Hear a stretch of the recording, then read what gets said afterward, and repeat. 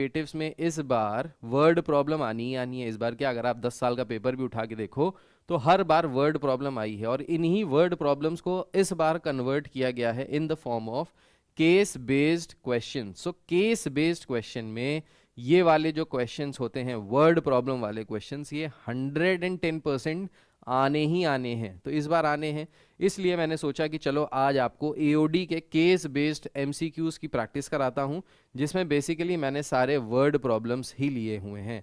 So word problems आपको पता है कितने क्रिटिकल हैं, कितने क्रूशियल हैं हमारे बोर्ड एग्जामिनेशन के लिए, और ये जो है बहुत ज़्यादा मार्क्स भी कैरी करने वाले हैं। तो इसमें 4-5 पार्ट आएंगे।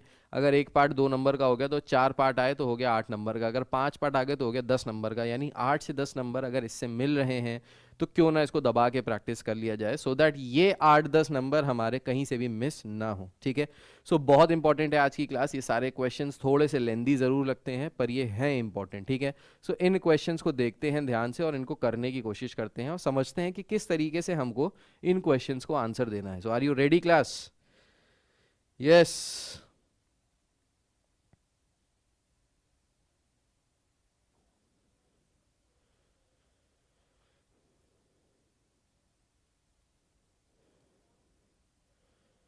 रेडी कोमल जी? चलिए बहुत बढ़िया, तो चलिए स्टार्ट करते हैं। पहला क्वेश्चन, सो पहला क्वेश्चन मैं रीड करके आपको सुना रहा हूं। कह रहा है, Vihaan's father wants to construct a rectangular field using a brick wall on one side of the garden and wire fencing for the 3 sides as shown in the figure. तो विहान के जो फादर हैं वो एक रेक्टेंगुलर फील्ड कंस्ट्रक्ट करना चाहते हैं। इस तरीके से मान लेते हैं ये एक रेक्टेंगुलर फील्ड है। ठीक है, wants to construct a rectangular field using a brick wall on one side of the garden and wire fencing on the other 3 sides as shown in the figure। तो यहाँ पे देखो फिगर में दिखा रहे हैं कि एक दीवार पे तो ये चाहते हैं कि पूरी की पूरी ब्रिक की वॉल हो जाए, बाकी के जो 3 साइड्स हैं उसमें ये चाहते हैं कि फेंसिंग हो जाए, वायर फेंसिंग हो जाए। ठीक है, ही has 400 feet of wire fencing. तो जो टोटल वायर फेंसिंग है वो कितनी है? 400 फीट की वायर फेंसिंग है। ठीक है, कह रहा है based on the above information answer the following question. तो ये जो इंफॉर्मेशन आपको दी गई है, इस इंफॉर्मेशन के हिसाब से हमको हमारे क्वेश्चंस को आंसर करना है। क्वेश्चन समझ में आया कि नहीं आया ये बताइए। सबसे पहले तो ये बताइए, क्वेश्चन समझ में आया कि नहीं आया, येस और नो?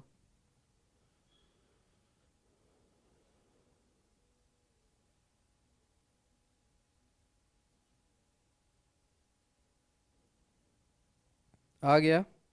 हिमांशी क्या कह रहे हो, व्हाट व्हाट क्या कर रहे हो? नहीं समझ में आया क्वेश्चन?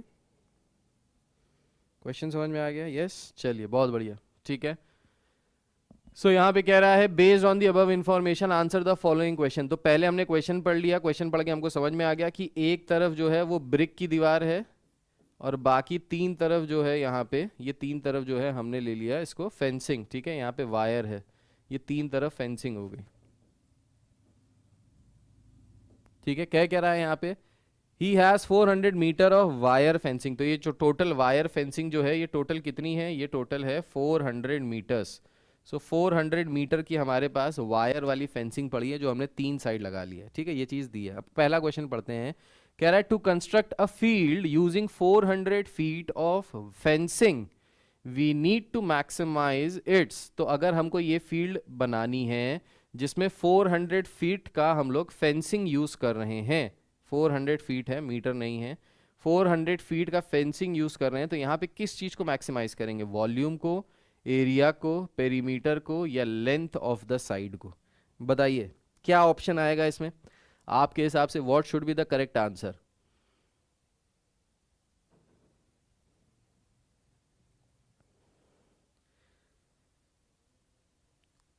गुलाम जी कह रहे हैं ऑप्शन डी आना चाहिए गुलाम जी के हिसाब से। ओके, बाकी लोग बताइए।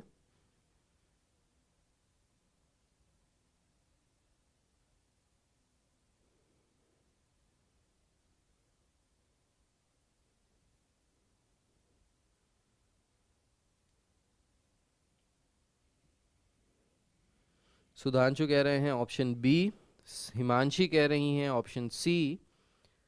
ओके, सबलू यादव जी कह रहे हैं ऑप्शन डी। ओके, सो सारे ही बच्चों के अलग अलग आंसर्स आ रहे हैं, सारे ही बच्चों ने अलग अलग आंसर्स यहाँ से चूज कर लिए हैं। चलिए एक बार चेकआउट कर लेते हैं जल्दी से कि इसका करेक्ट आंसर क्या होगा। सो क्वेश्चन में कह रहा है फेंसिंग के बारे में कि तीन, एक तरफ ब्रिक की वॉल बनाई जा रही है और बाकी तीनों तरफ में हम लोग वायर से फेंसिंग कर रहे हैं। तो हमारा फर्स्ट पार्ट में कह रहा है कि अगर हमको एक फील्ड बनानी है यूजिंग 400 फीट ऑफ फेंसिंग, तो क्वेश्चन में दिया है 400 फीट ऑफ फेंसिंग का यूज करना है। अब फेंसिंग का मतलब क्या होता है ये आपको क्लियर होना चाहिए। अगर इस वर्ड का मतलब आपको मीनिंग पता है तो आप इसका आंसर बिल्कुल सही देंगे। फेंसिंग का मतलब होता है बेसिकली पूरी बाउंड्री के चारों तरफ लगने वाली किसी भी चीज से अगर आप बाउंड्री को कवर करते हैं चारों तरफ से तो उसको कहते हैं फेंसिंग। जैसे यहाँ पे एक तरफ जो है वो ब्रिक की बाउंड्री बन रही है, बाकी तीन तरफ जो है वो आपकी वायर से फेंसिंग की जा रही है। सो फेंसिंग का बेसिकली मतलब ही होता है बाउंड्री के अलोंग। सो बाउंड्री के अलोंग जो होता है वो वॉल्यूम नहीं होता है, वो एरिया नहीं होता है, वो हमेशा पेरीमीटर होता है। So length of the side नहीं होगा, वॉल्यूम नहीं होगा, एरिया नहीं होगा। द करेक्ट आंसर है सी, पेरीमीटर। किसने दिया है ये करेक्ट आंसर, चेक कर लेते हैं। सी फॉर छुट्टी खत्म, हिमांशी जी कह रही हैं सी फॉर छुट्टी खत्म। सो सी ऑप्शन सही है, कोमल जी का ऑप्शन सही है, हिमांशी जी का भी आंसर सही है। Yes, so C is the correct answer. बाकी लोगों को आई होप क्लियर हो गया। Himanshi ji yes, I hope बाकी लोगों को क्लियर हो गया कि किस तरीके से करना है। ठीक है, चलो वीडियो लाइक कर देना बेटा जल्दी से, बहुत कम लाइक दिख रहे हैं, लोग ज़्यादा हैं लाइक कम है, बहुत नाइंसाफ़ी है। जल्दी से लाइक कर दीजिए ताकि मोटिवेशन मिलता रहे, पेट्रोल मिलता रहे। सस्ता हो गया है, मोदी जी ने सस्ता करा दिया भाई। सो अच्छी बात है, लेकिन वो सस्ता पेट्रोल और डीजल हमको भी मिलता रहे, यही आपका लाइक जो है वो मुझे आगे बढ़ाता है। चलिए आगे बढ़ते हैं, नेक्स्ट क्वेश्चन पे आते हैं, इसी के नेक्स्ट पार्ट पे आते हैं।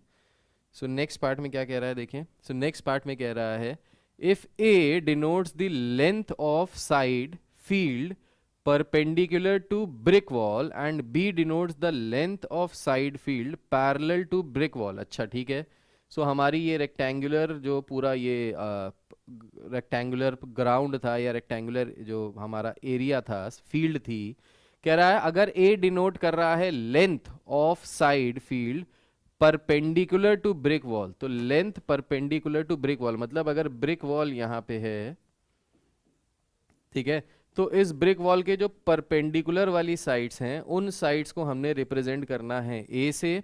And B denotes the length of the side field parallel to the brick wall, तो इस ब्रिक वॉल के जो पैरेलल वाली साइड है वो किसके बराबर है, वो बी लेंथ के बराबर है। कह रहा है then find the relationship representing total amount of fencing wire. तो यहां से हमको रिलेशनशिप निकालना है फेंसिंग वायर ए और बी के बीच में। नाउ क्वेश्चन आपको समझ में आया यहाँ पे कि नहीं आया, सबसे पहले तो ये बात है। और अगर क्वेश्चन समझ में आया है तो बताइए ए बी सी डी में से कौन सा ऑप्शन करेक्ट होगा। हाय नैन्सी जी, क्या हाल चाल।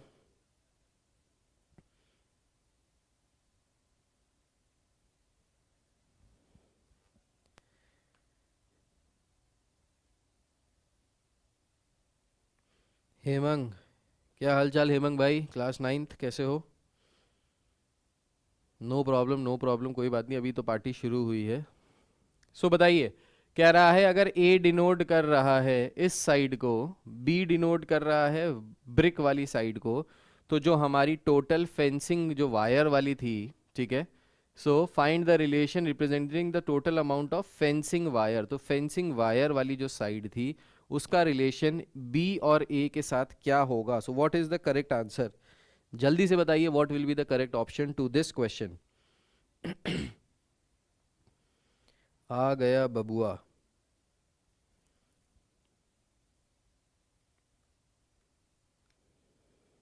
चलिए चलिए बताइए।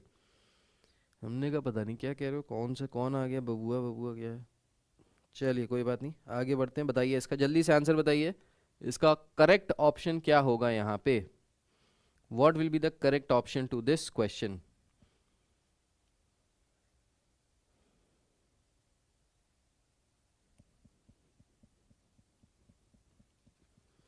गुलाम के हिसाब से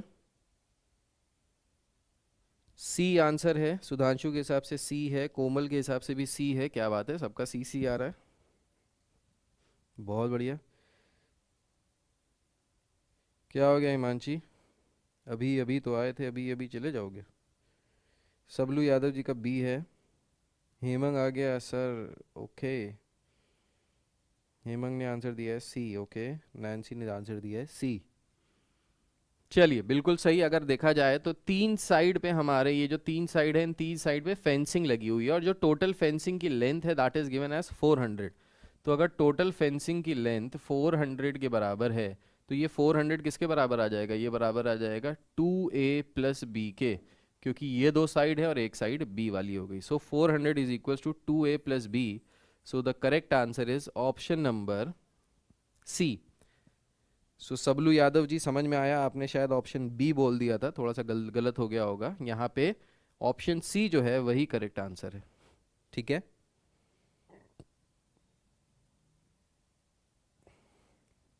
भाई कोई किसी को डिस्टर्ब ना करो। सबलू जी, आप हिमांशी को डिस्टर्ब ना करिए। हिमांशी जी, आप सबलू जी को डिस्टर्ब ना कीजिए। आप यहाँ पे कंसंट्रेट कीजिए, कोई डिस्टर्ब नहीं होगा। वो आपके घर में आके कान पे थोड़ी ना चिल्ला रहा। यहाँ पे कंसंट्रेट करो, जो क्वेश्चन पूछ रहा हूँ उस क्वेश्चन पे ध्यान लगाओ। कोई किसी से डिस्टर्ब नहीं होगा, ठीक है? चलिए आ जाते हैं इसके थर्ड पार्ट पे। थर्ड पार्ट में कह रहा है area of the field as a function of से A can be represented as. So अगर हम लोग एरिया, इस फील्ड के एरिया को ए से रिप्रेजेंट करें, तो इस फील्ड का जो एरिया ए है उसको हम लोग स्मॉल ए के टर्म्स में कैसे लिख सकते हैं? स्मॉल ए यहाँ पे क्या है? स्मॉल ए यहाँ पे ये वाली लेंथ है। तो अगर हम लोग ए को लिखना चाहते हैं, एरिया को लिखना चाहते हैं इन टर्म्स ऑफ स्मॉल ए, तो हम कैसे इसको रिप्रेजेंट करेंगे? This is the question.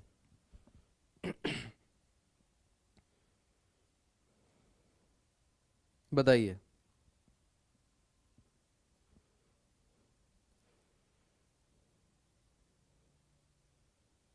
जल्दी बताइए कैसे इसको रिप्रेजेंट करेंगे। So what will be the correct option for this question? So question समझ में आया कि नहीं समझ में आया, ये भी बहुत ज़रूरी है, तो इसको भी थोड़ा सा ध्यान में रखिए। अगर क्वेश्चन नहीं समझ में आया तो आप पूछ लीजिए कि सर क्वेश्चन नहीं समझ में आया, सर इसका आंसर से पहले क्वेश्चन दोबारा समझा दीजिए। तो if you want I will explain you the question as well.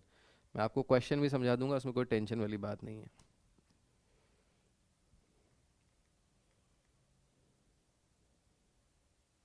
नहीं सर जी, क्या नहीं सर जी? क्वेश्चन समझाऊं नहीं, या समझ में नहीं आया दोबारा समझा दूं?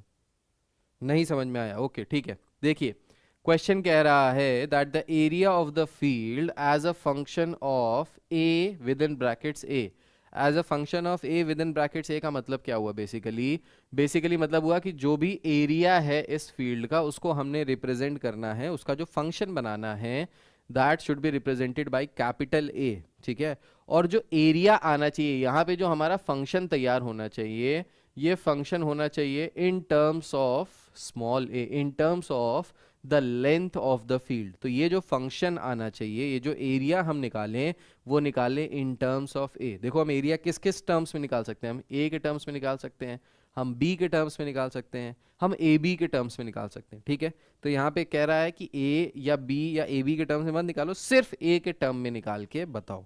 सो ये रहा आपका क्वेश्चन। बताइए अभी क्या होगा इसका करेक्ट आंसर?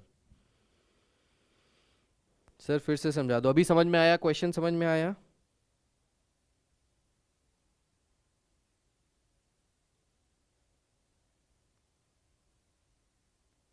हाय नैन्सी जी, क्या हालचाल, कैसे हो? सो हेमंग के हिसाब से option D is the right answer. सबसे पहले आंसर दिया है हेमंग जी ने, बाकी लोग भी बताइए इसका करेक्ट आंसर क्या होने वाला है।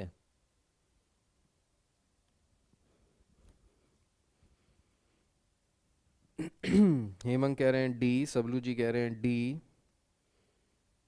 ओके, बाकी लोग बताइए।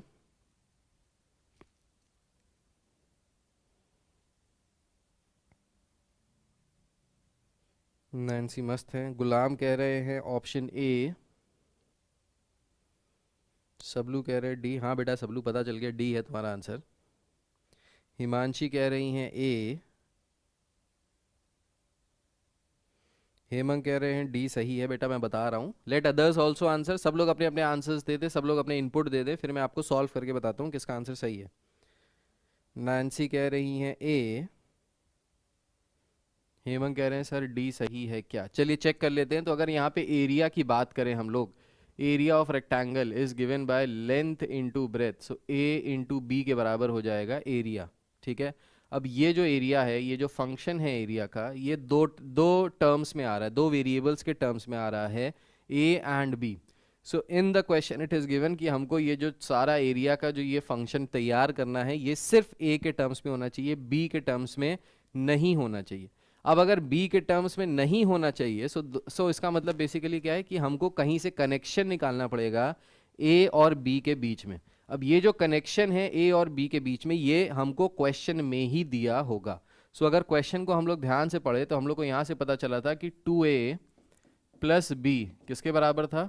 400 के बराबर था। ये जो कंडीशन दी हुई थी कि टोटल इलेक्ट्रिक फेंस जो है हमारी 400 फीट की है, लेंथ a है, ब्रेथ b है, तो उसके हिसाब से 2a प्लस b किसके बराबर है? 400 के बराबर। सो यहाँ से अगर b की वैल्यू निकालेंगे, so b will be equal to 400 minus 2a। So यहाँ पे b की जगह हम लोग ये वैल्यू सब्सटीट्यूट करेंगे, सो ये आ जाएगा a is equal to a की वैल्यू कितनी? a के बराबर है, b की वैल्यू कितनी है? 400 माइनस 2a। सो यहाँ पे इसको जब मल्टीप्लाई करेंगे, ये आ जाएगा 400a minus 2a square. So 400a minus 2a square, option C. So option C is the correct answer. बताइए समझ में आया कि नहीं आया? सो आई थिंक ऑप्शन सी, किसी ने भी नहीं बोला था, डी ज़्यादा का आ रहा था, फिर ए आ रहा था, ए और डी में ही कंफ्यूजन था, but the correct answer is option C. Yes, समझ में आया कि नहीं आया बताइए। सो मैं आपको यहाँ पे पूरा पूरा एक्सप्लेनेशन दे रहा हूँ, ठीक है? और इसी तरीके से आपको क्वेश्चन को सॉल्व करना है अपने बोर्ड एग्जामिनेशन में, ठीक है? फोर्थ पार्ट पे अगर हम लोग आए, फोर्थ पार्ट में कह रहा है the maximum value of a occurs at a equals to dash. So कह रहा है जो मैक्सिमम वैल्यू आएगी एरिया की मैक्सिमम वैल्यू किस लेंथ पे आएगी? जब ए की क्या वैल्यू हो, जब ए 100 फीट हो, 50 फीट हो, 26 फीट हो या 31 फीट हो, तब वहां पे एरिया मैक्सिमम कब आएगा? क्वेश्चन समझ में आया? So you have to maximize the area and then you have to find the value of a. तो मैक्सिमाइज करके ए की वैल्यू निकालनी है। चलिए बताइए। सो यहाँ पे ए की वैल्यू क्या आएगी कि जब हमारा एरिया जो है वो मैक्सिमाइज हो जाए? सो देखिए, जो अभी तक हम लोग वर्ड प्रॉब्लम्स करते थे एओडी की, उस वर्ड प्रॉब्लम में ये सारे स्टेप्स खुद ही करने पड़ते थे, एक के बाद एक के बाद एक के बाद एक एल्गोरिदम था जो मैंने आपको समझाया था। उस एल्गोरिदम को फॉलो करते हुए हम सारे आंसर्स तक आ जाते थे। अब यहाँ पे भी वही है, लेकिन अब इस एल्गोरिदम को हमको याद नहीं करना है। ये एल्गोरिदम अपने आप ही ये हमसे जो जो पूछते जा रहे हैं, हम लोग वो सारी चीज़ें फाइंड करते जाने, कर वही रहे हैं जो वहाँ पे कर रहे थे। बस वहाँ पे ये था कि एक बड़ा सा क्वेश्चन था, उसको पूरा सॉल्व कर रहे थे। बस यहाँ पे ये है कि वो बड़ा सा क्वेश्चन ना होके ये जो क्वेश्चन है ये अब सब पार्ट्स में आ गया और इन सारे सब पार्ट्स का हम लोग एक एक करके आंसर दे रहे हैं। हेमंत का मानना है option A is the right answer. Okay, Suman Kumar Upadhyay, क्या हाल चाल भाई, कैसे हो? Good afternoon, a very good afternoon, क्या हाल चाल? सो हेमंत के हिसाब से option A is the right answer. बाकी लोग बताइए, नैन्सी जी, हिमांशी जी, गुलाम जी, सबलू जी, कोमल जी, सुधांशु भाई, हिमांशी जी, बताइए what is the correct answer to this question. हाँ हाँ, take your time, no problem, no problem at all. थोड़ा सा समय लीजिए और समय लेके फिर इसको बताइए कि फोर्थ पार्ट का आंसर क्या होगा। सो मैं आपको बता रहा हूँ दोबारा, ये जो क्वेश्चन मैं करा रहा हूँ बहुत इंपॉर्टेंट है, वेरी इंपॉर्टेंट, और इसी तरीके के क्वेश्चंस की संभावना है बोर्ड में पूछे जाने की, और 100% आएगा। 99% भी नहीं बोल रहा हूँ, 100% बोल रहा हूँ, 100% ये वाले ऐसे क्वेश्चंस आएंगे। गुलाम जी का आंसर आया है ऑप्शन ए, सुमन जी का आंसर आया है, नहीं आया है, अच्छा हेलो हाय चल रहा है, okay.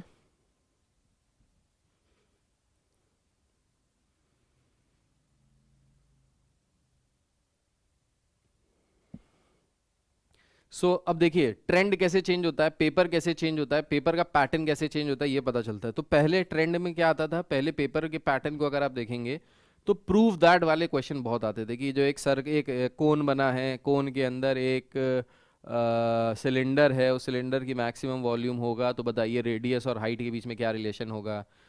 Semi vertical angle of cone जो है वो √2 प्रूफ करना है। इस तरीके के क्वेश्चंस पहले बहुत आते थे।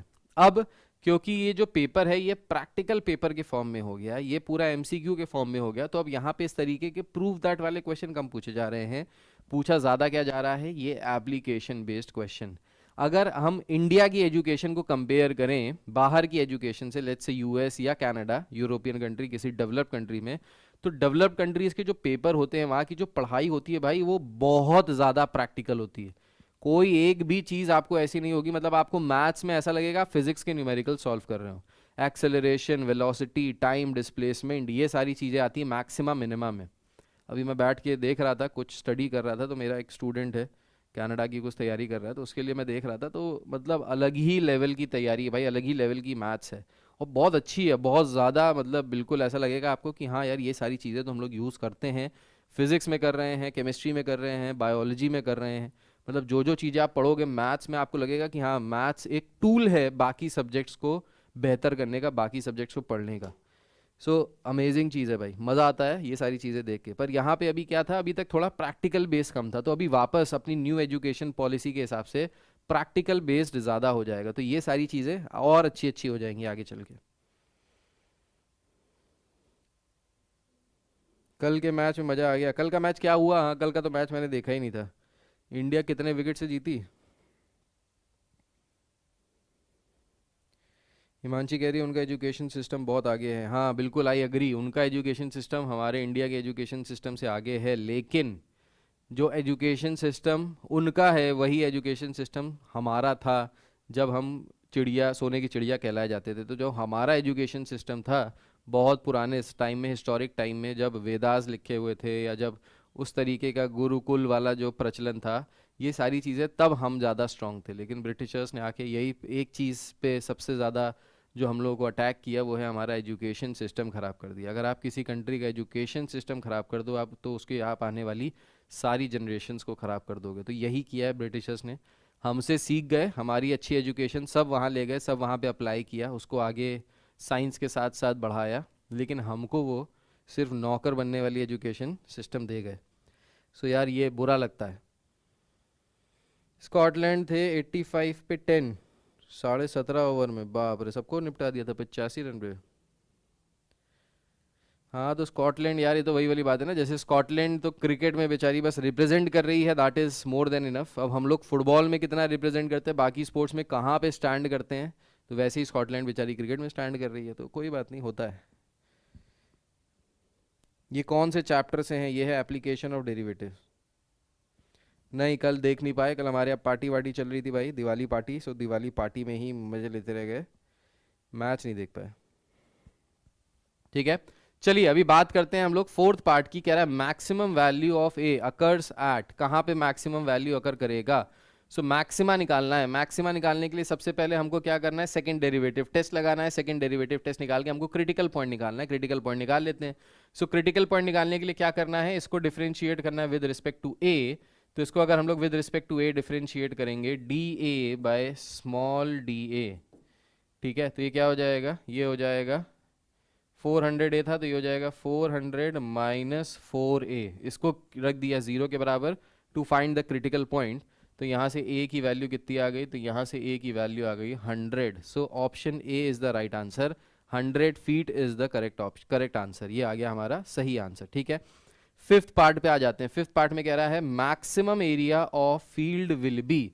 सो इस फील्ड का मैक्सिमम एरिया कितना होगा, ये हमको निकालना है। सो मैक्सिमम एरिया निकालने के लिए फील्ड का क्या करेंगे भाई, जो हमारी लेंथ आई है, ब्रेथ आई है, उससे एरिया निकाल लो, तो उससे आपको पता चल जाएगा कि मैक्सिमम एरिया कितना आएगा इस फील्ड का। सो ए की वैल्यू आ गई है 100, बी की वैल्यू निकाल लेते हैं। तो ए की वैल्यू अगर 100 है, यहाँ पे रख दें, ए की वैल्यू 100 यहाँ पे रख दे, तो बी की वैल्यू आ जाएगी। सो बी की वैल्यू आ जाएगी 400 minus 200, that is equals to 200। So B की वैल्यू आ गई 200, ए की वैल्यू आ गई 100, तो 100 इंटू 200 कर दोगे तो 20,000 आ जाएगा। So 20,000 is option number C. So option number C is the right answer. बताइए करेक्ट है, समझ में आया?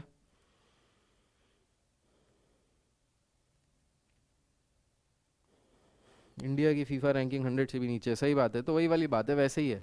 सो स्कॉटलैंड अपनी कंट्री को रिप्रेजेंट कर रहे हैं इतने बड़े प्लेटफॉर्म पे, यही बहुत बड़ी बात है। सो इसलिए इंडिया सिर्फ एक ही स्पोर्ट्स में अच्छा है, क्रिकेट, बाकी कोई भी स्पोर्ट्स उठा के देख लो, हॉकी, फुटबॉल, हर जगह स्ट्रगल ही कर रहे हैं, हर जगह उतना अच्छा प्लेटफॉर्म नहीं मिला हुआ है हमारी कंट्री को, हमारे प्लेयर्स को, जबकि मिलना चाहिए यार। हमारी कंट्री की एक स्टेट जो है वो बाकी कंट्रियों के कंपैरिजन में बहुत बड़ी बड़ी है।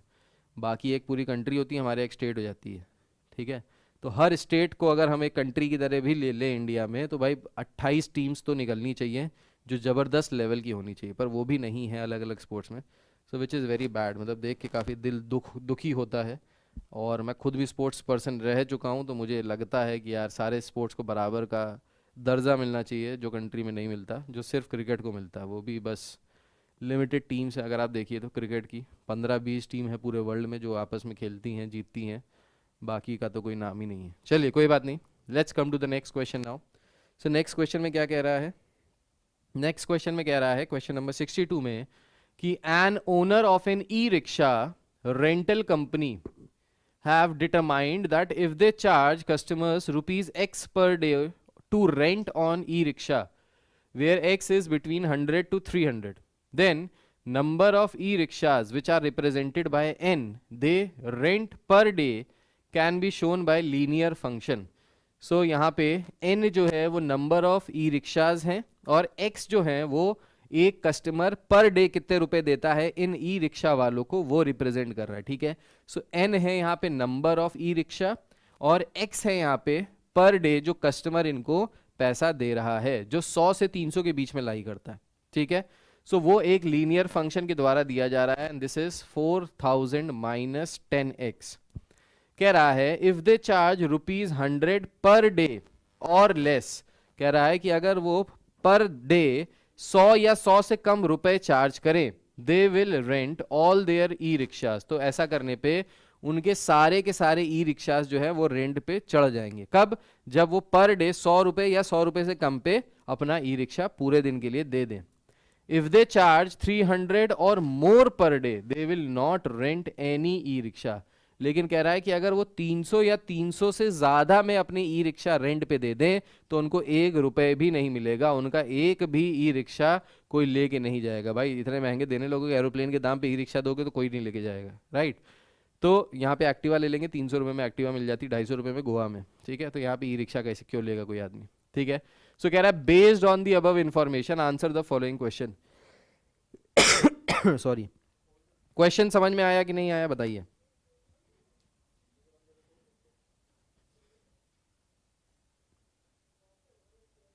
हमारे यहाँ तो बचपन से ही सिर्फ पढ़ो और फिर जॉब और फिर शादी। हिमांशी जी, सुमन जी, बिल्कुल सही कह रहे हो। सब लोग बोलते बहुत कुछ हैं, करता कोई नहीं है। यस, अब आप ही लोग फ्यूचर जनरेशन हो, आप ही लोगों को करके दिखाना है, आप ही लोगों को चेंजेस लाने हैं। सो आपके थ्रू ही हमारी कंट्री में चेंजेस आएंगे। अगर आपकी मेंटालिटी चेंज होगी, अगर आपकी सोच चेंज होगी, तो हमारी कंट्री की पूरी सोच चेंज होगी, हमारी कंट्री एक अलग डायरेक्शन में मूव करेगी, राइट। बताइए क्वेश्चन समझ में आया कि नहीं आया? इज द क्वेश्चन क्लियर और नॉट? क्वेश्चन क्लियर है कि नहीं क्लियर है? तो एक ई रिक्शा की कंपनी है जो X रुपीज़ पर डे के हिसाब से अपना ई रिक्शा रेंट पे देती है, और n number of e rickshaws हैं उनके पास। कह रहे हैं अगर उसका जो एक लीनियर फंक्शन बना है, नंबर ऑफ ई रिक्शाज और money they get on renting the e-rickshaw per day, that is given by nx is equals to 4000 minus 10x। सो कह रहा है कि अगर वो 100 रुपये चार्ज करे तो उनके सारे के सारे रिक्शाज जो हैं वो किराए पे उठ जाएंगे। अगर वो 300 या 300 से ज़्यादा चार्ज करें तो एक भी रिक्शा किराए पे उठेगा नहीं, ठीक है। तो कह रहा है कि बताइए total revenue R as a function of x can be represented as, तो टोटल रेवेन्यू फंक्शन हम किस तरीके से रिप्रेजेंट कर सकते हैं। यहाँ पे रेवेन्यू फंक्शन का मतलब पता है ना? रेवेन्यू फंक्शन का मतलब होता है बेसिकली एक ऐसा फंक्शन जिसमें मतलब अगर हम अपने सारे ई रिक्शाज रेंट पे उठा दें तो टोटल पैसा कितना मिलेगा कंपनी को। सो टोटल पैसा जो कंपनी कमाती है that is known as the revenue, उसको कहते हैं रेवेन्यू। जैसे मान लो मैंने एक कंपनी खोली, लेट्स से किसी भी चीज़ की, लेट्स से कुछ भी मान लेते, पेन की एक कंपनी खोली, ठीक है। हमारे पास टोटल 200 पेन्स हैं और एक पेन की जो कॉस्ट है दैट इज ₹2। सो 2 रुपए का अगर एक पेन है, हमारे पास टोटल 200 पेन है, तो हमारा रेवेन्यू कितना होगा कंपनी का? तो हमारा रेवेन्यू हो जाएगा 200 इंटू 2 दैट इज ₹400। एक पेन 2 रुपए का, 200 पेन 400 रुपए के हो जाएंगे, तो टोटल रेवेन्यू जो आ जाएगा वो 400 रुपये आ जाएगा। ठीक है, रेवेन्यू का मतलब होता है टोटल पैसा जितना कंपनी कमाएगी अपने प्रोडक्ट को सेल करके। ठीक है, सो यहाँ पे कह रहा है the total revenue R as a function of x can be represented है। तो अगर हम इस रेवेन्यू फंक्शन को एक्स के टर्म्स में रिप्रेजेंट करें तो यहाँ पे आर की वैल्यू क्या होगी? What will be the value of the revenue function? बताइए।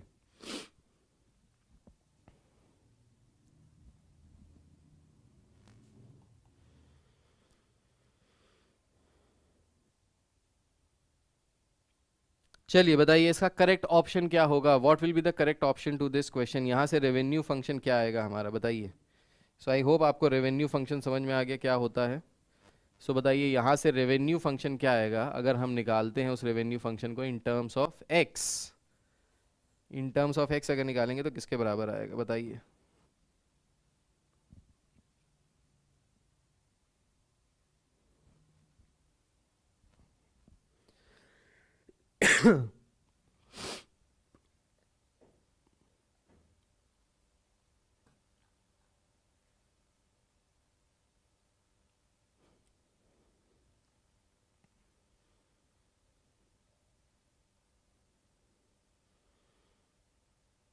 हेलो अनु जी, क्या हाल चाल? Good evening, happy Bhai Dooj. Himanshi का आंसर है ए, नैन्सी का आंसर है ए, कोमल का आंसर है ए। ओके, सो मेजॉरिटी का आंसर ए आ रहा है। हिमांग जी, सुधांशु जी, सुमन जी, क्या आंसर आ रहा है? A. Okay, so total revenue of function of x can be represented है। सो देखिए रेवेन्यू फंक्शन कैसे निकाल सकते हैं? So revenue function R x will be equal to the total number of e rickshaws multiplied by the amount we get per day. ठीक है, सो N into x हो जाएगा भाई जितने ई रिक्शा है हमारे पास और हर ई रिक्शा को हम कितने रुपए में उठा रहे हैं। तो अगर हम एक्स रुपीज़ में उठा रहे हैं, हमारे पास n number of e rickshaws है, तो जो हमारा रेवेन्यू फंक्शन हो जाएगा वो हो जाएगा एन एक्स।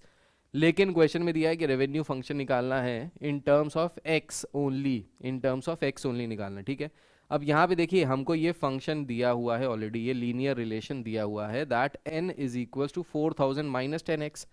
तो n की जगह हम लोग क्या लिख सकते हैं? इसकी जगह लिख सकते हैं 4000 माइनस 10x इंटू एक्स। सो इसको मल्टीप्लाई करेंगे, ये आ जाएगा 4000x माइनस 10x स्क्वायर। सो ये आ गया हमारा फंक्शन। कौन सा function? Revenue function. So 4000x minus 10x square, this is the revenue function. So option A is the right answer. बिल्कुल सही था, तो आपने जो भी आंसर दिया वो सारे आंसर सही थे। ठीक है, इसके बाद बताइए सेकंड पार्ट में कह रहा है if R X denotes the revenue then maximum value of R X occurs when X is equals to. बताइए अगर आर एक्स डिनोट कर रहा है रेवेन्यू को तो मैक्सिमम रेवेन्यू कब आएगा? जब एक्स की क्या वैल्यू होगी? सो एक्स की कौन सी वैल्यू के लिए हमको मैक्सिमम रेवेन्यू मिलेगा ये बताना है। बताइए, ऑप्शन बताइए कौन सा करेक्ट ऑप्शन है?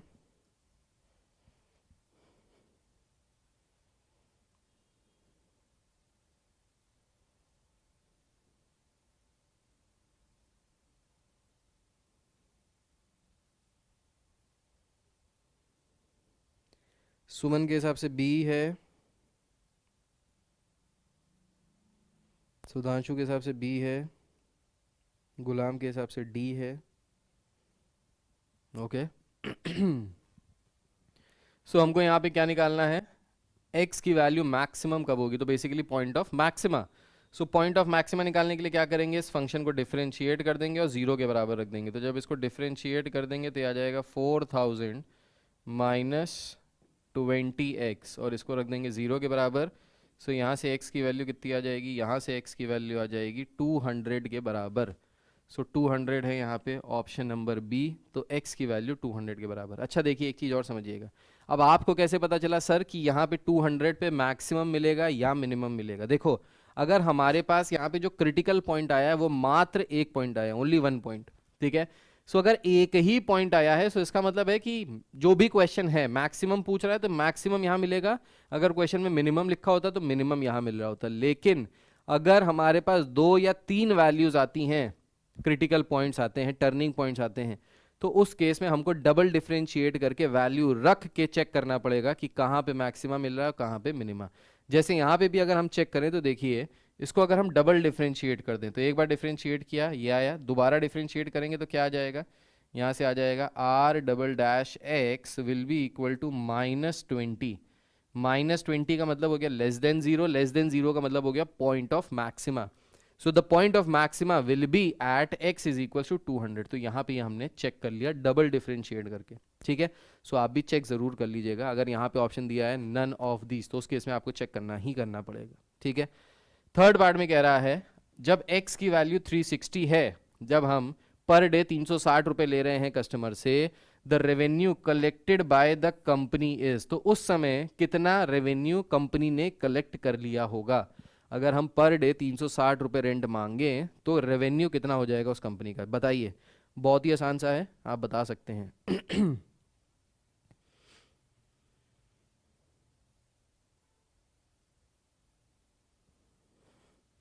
अन्नू जी कह रही केस स्टडी के बगल में होना चाहिए कि एलपीपी से है कि डिफरेंशिएशन से। वाह, अब इतना तो आपको डिफरेंशिएट करना आना चाहिए ना कि वो एलपीपी का क्वेश्चन आया है या किसका क्वेश्चन आया है, ये तो आपको पता होना चाहिए।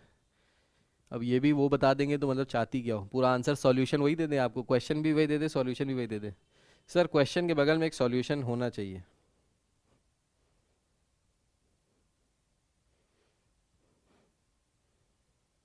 मौज कर दी, सही बात है। सुधांशु का है सी, हिमांशी का है सी, नैन्सी का है सी, कोमल का है सी। क्या बात है, सबने बिल्कुल सी की लाइन लगा दी। स्टाइलिश राजपूत, हाय स्टाइलिश राजपूत, क्या हाल चाल, काफ़ी स्टाइलिश हो भाई। यस सर होना चाहिए, बिल्कुल बिल्कुल।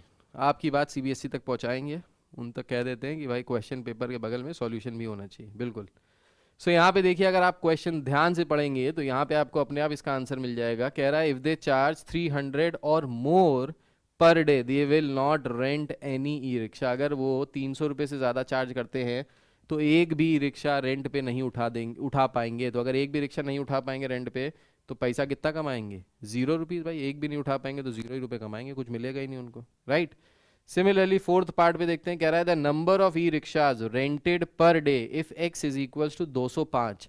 अगर x की वैल्यू 205 है तो हम कितने ई रिक्शा रेंट पे उठा सकते हैं। We have to find the number of e rickshaws that can be rented out.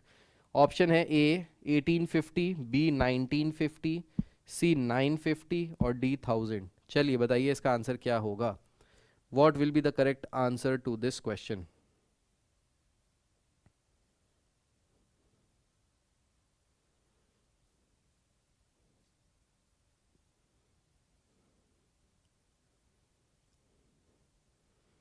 Answer की देनी पड़ेगी अब से क्वेश्चन पेपर की जगह पर।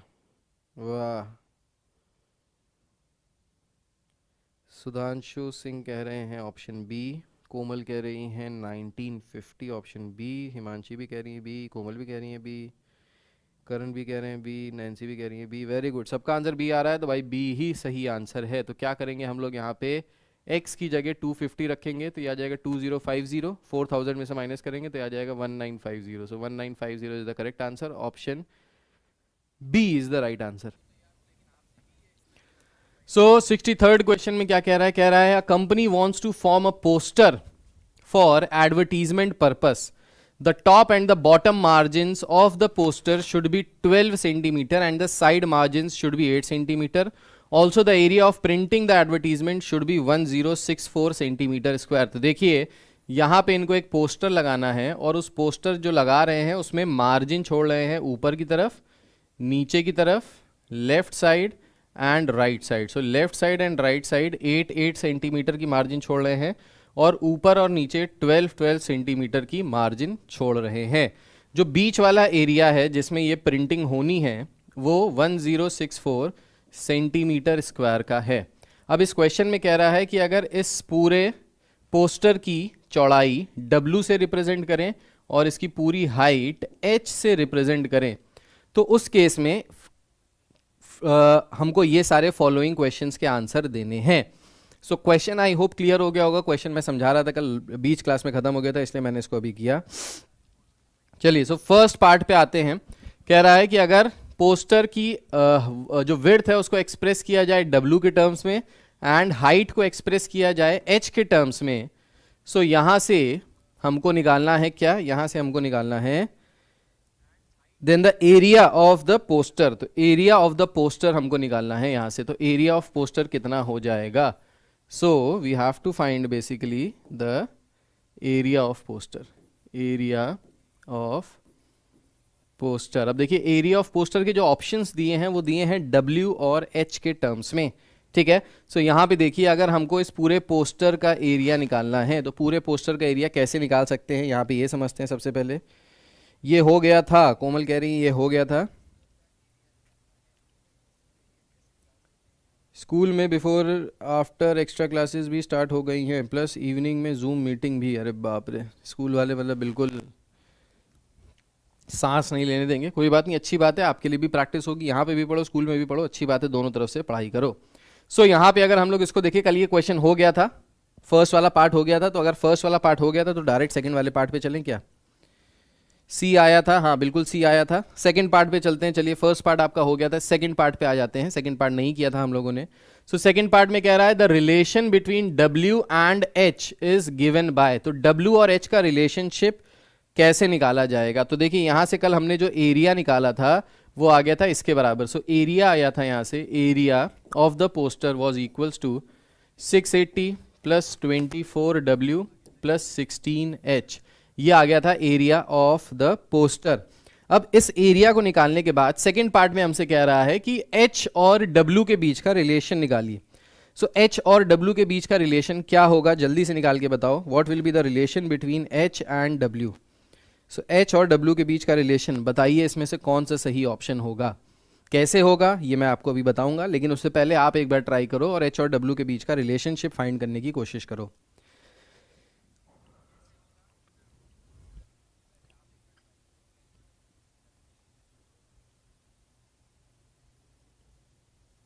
सुधांशु कह रहे हैं option A is the right answer. Okay,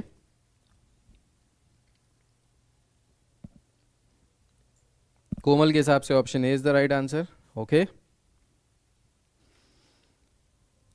so ज़्यादातर लोगों का ऑप्शन ए आ रहा है, बिल्कुल चेक कर लेते हैं। सो देखिए कैसे निकाल सकते हैं H और W के बीच में रिलेशन। सो एरिया जो हमारा दिया जाएगा of the poster that will be given by the formula HW, ठीक है। सो HW is equals to 680 plus 24W plus 16H, ठीक है। अब यहाँ से अगर हम लोग क्या करें, इस 24W को इधर ले आएं तो ये हो जाएगा HW minus 24W is equals to 680 plus 16H। So यहाँ से अगर हम लोग W कॉमन ले लें तो ये हो जाएगा H minus 24 is equals to 680 plus 16H। So यहाँ से हम लोग क्या कर सकते हैं, W की वैल्यू निकाल सकते हैं as 680 plus 16H total upon H minus 24। तो ऑप्शन देख लेते हैं कौन सा करेक्ट है यहाँ से, 680 plus 16H upon H minus 24। So as told by Sudhanshu ji A option है, तो ए ऑप्शन बिल्कुल करेक्ट है। हिमांशी जी का भी ये है, गुलाम जी का भी ये है, बहुत बढ़िया, very good. So correct answer आ गया ए यहाँ से, ठीक है, कोई दिक्कत वाली बात नहीं है। चलिए थर्ड पार्ट पे आ जाते हैं।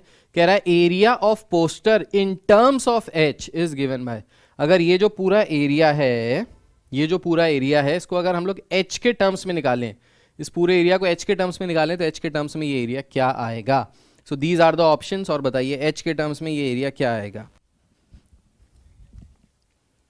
यस,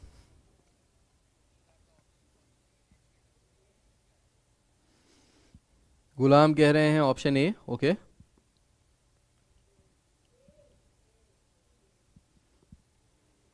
सुधांशु कह रहे हैं ऑप्शन बी। ओके, सो सुधांशु के हिसाब से ऑप्शन बी सही जवाब है और गुलाम के हिसाब से ऑप्शन ए सही जवाब है। Start working on your future and goals, not just dream about it at home. Komal कह रही है मेरा भी बी है, हिमांशी कह रही है मेरा भी बी है। ओके, सो मैक्सिमम मेजॉरिटी का आंसर बी आ रहा है। तो बिल्कुल अगर एरिया की हम लोग बात करें, सो एरिया का फॉर्मूला क्या होता है? सो एरिया का फॉर्मूला होता है लेंथ इंटू ब्रेथ। तो यहाँ पे W इंटू H है एरिया का फॉर्मूला, अब हमको W की वैल्यू ऑलरेडी हम निकाल चुके हैं इन terms of H, so W in terms of H is this. तो अगर इसको हम लोग H से मल्टीप्लाई कर दें, इस पूरे टर्म को अगर हम लोग H से मल्टीप्लाई कर दें, so we'll get the area in terms of H। So यहाँ से area in terms of H क्या आ जाएगा, 680H plus 16H square upon H minus 24। So the correct answer is option B. बहुत आसान है। देखिए पहले के जो पेपर होता था उसमें ज्यादातर प्रूव दैट वाले क्वेश्चंस आते थे, अब यहाँ पे सारा का सारा एप्लीकेशन बेस्ड है, तो इसलिए यहाँ पे आपको थोड़ा सा अपना बस दिमाग लगाना है, लेकिन ये हो जाएगा इजीली। फोर्थ पार्ट में कह रहा है the value of H so that the area of the poster is minimised. So H की वैल्यू निकालनी है ताकि यहाँ पे जो एरिया है पोस्टर का वो मिनिमाइज हो जाए, वो मिनिमम हो जाए। तो इसके लिए एरिया को मिनिमाइज करना है, एरिया को मिनिमाइज करना है। बताइए what will be the value of H, यहां से इसको निकालिए और बताइए H की वैल्यू क्या आएगी सो दैट जो एरिया आ जाए यहां से वो मिनिमम हो जाए।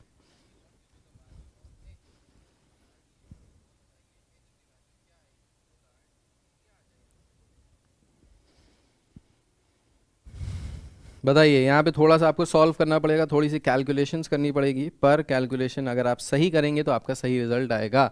सो हमको H की वैल्यू निकालनी है ताकि एरिया जो है वो मिनिमम आ जाए।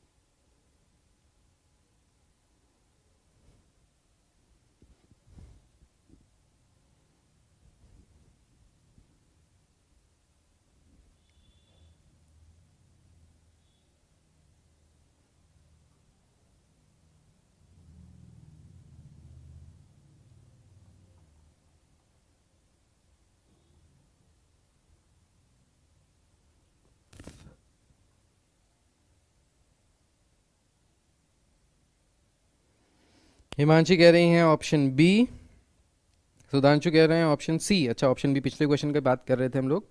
सुधांशु कह रहे हैं option C is the right answer, 63.94। अच्छा जी। हिमांशी कह रही हैं सब कहाँ गए बेटा, सब सॉल्व कर रहे हैं, वैल्यू लग रहा है लंबा आ रहा है इसको सॉल्व करने पे, इसी वजह से सब सॉल्व कर रहे हैं, तो गए कहीं नहीं है, हैं सब यहीं पे।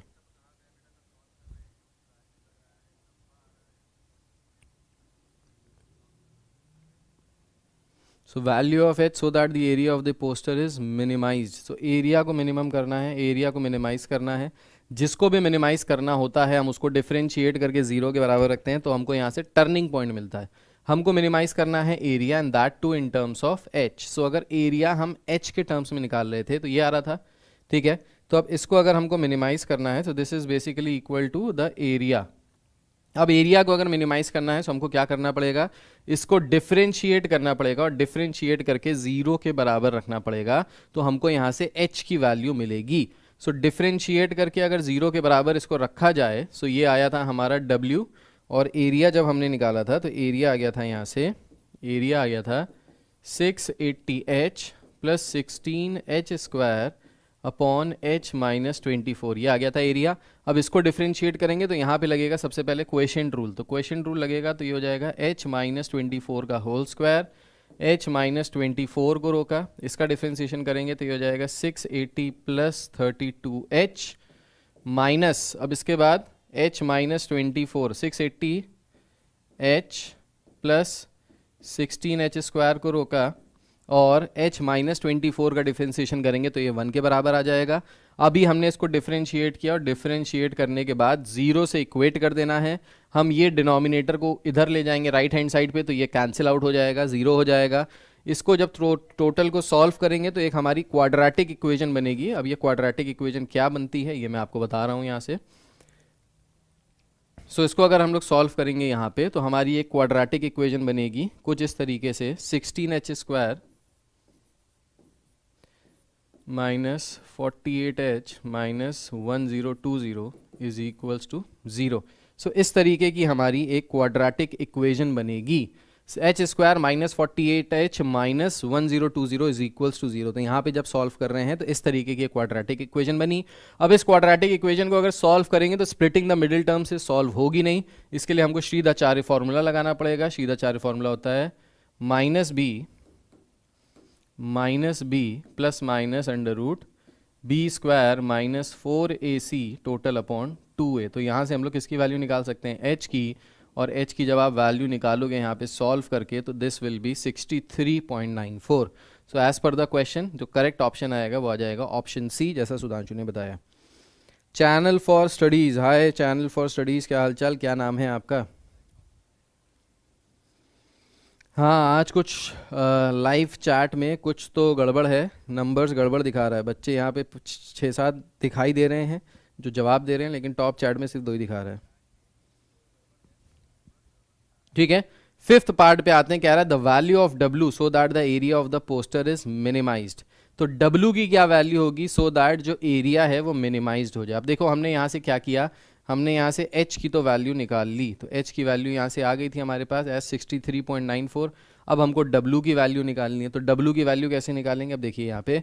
सो W की वैल्यू निकालने के लिए हम लोग को ये एरिया पता है, ये वाला जो एरिया है, ये एरिया हमको पता है कि ये कितना है, ये वाला। ठीक है, सो अगर इस एरिया को देखा जाए तो इस एरिया को हम लोग लिख सकते हैं किस तरीके से, हम लोग लिख सकते हैं एज, इस एरिया को देखा जाए तो ये हो जाएगा W minus 16 into h minus 24 is equals to 1064। तो अगर इसको ध्यान से देखो तो हमने क्या किया बेसिकली, तो हमको यहाँ पे क्या पता है, हमको यहाँ पे पता है कि ये जो अंदर वाला पोस्टर वाला पार्ट है, जो राइटिंग वाला पार्ट है, इस पार्ट की अगर हम लोग को चौड़ाई निकालनी है तो W में से 8 इधर माइनस किया, 8 इधर माइनस किया, मतलब हमने माइनस किया W में से 16 इंटू टोटल हाइट कितनी है h, इसमें से माइनस किया 24, और ये किसके बराबर है, ये बराबर है 1064 के बराबर। Now since we already know the value of h, value of h कितनी आ गई है, ये आ गई है 63.94। सो 63.94 हम यहाँ पे वैल्यू सब्सटीट्यूट करेंगे and for this we'll get the value of W। तो यहाँ से हमको W की वैल्यू मिल जाएगी। बताइए ये चीज़ क्लियर है कि नहीं क्लियर है? यस। सो यहाँ से अगर W की वैल्यू निकालेंगे तो ये आ जाएगा 42.63, that is option number C. So option C is the right answer. 42.63, yes, approximately यही वैल्यू आ जाएगी। मैच शुरू हो गया क्या? आई विश आज अफगानिस्तान जीत जाए, इंडिया के लिए इजी होगी सेमीफाइनल्स में एंट्री। भाई अफगानिस्तान को खिलाने वाले हमारे BCCI ही हैं। सो BCCI की तरफ से बहुत प्रेशर होगा आज कि अगर आपको पूरी सैलरी चाहिए, अगर आपको अच्छे से पैसा कमाना है तो आपको अच्छी परफॉर्मेंस देनी पड़ेगी। वैसे हर कंट्री के पीछे ही ये रहता है।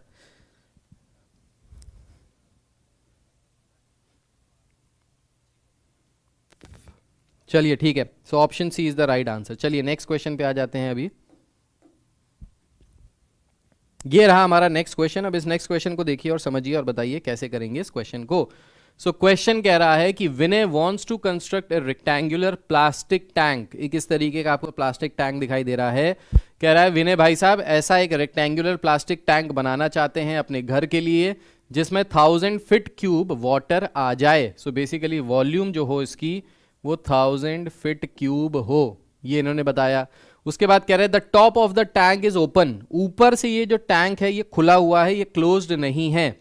But the length and heights are variable. तो जो ये लेंथ है और हाइट है इसको वो अपने हिसाब से चेंज कर सकते हैं। तो अगर घर बड़ा है तो बड़ा कर सकते हैं, छोटा है तो छोटा कर सकते हैं। ठीक है। The width of the tank will be 10 feet but the length and height are variable. तो जो ये इसकी लेंथ है, सो ये जो टोटल लेंथ है ये भी वेरिएबल है और जो इसकी हाइट है ये भी वेरिएबल है, लेकिन जो चौड़ाई है इस टैंक की ये 10 फीट के बराबर दी हुई है।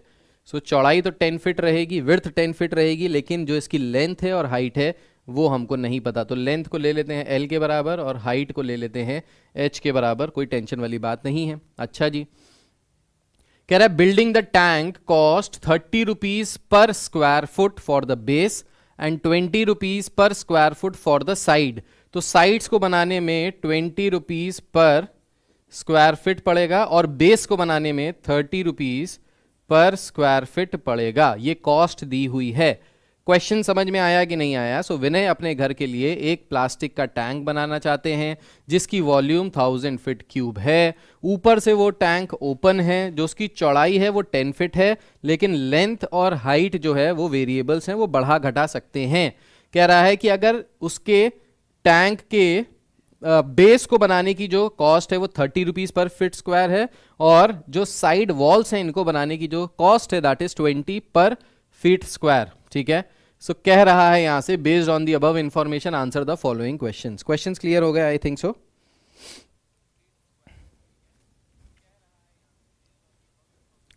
सर मेरे प्री बोर्ड में तो एलपीपी से आया था और मुझे वो नहीं आया, केस स्टडी आ गया था, नहीं आया। देखिए केस स्टडी या तो एलपीपी से आएगा या यहाँ से आएगा, यहीं से आएगा, और कहीं से आएगा नहीं।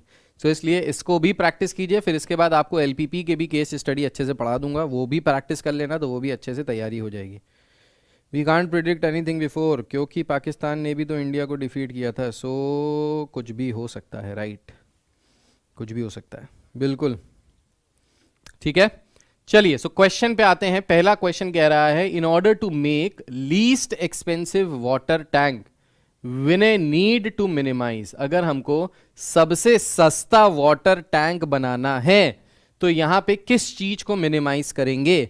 वॉल्यूम को, बेस को, कर्व्ड सरफेस एरिया को, या कॉस्ट को? बताइए।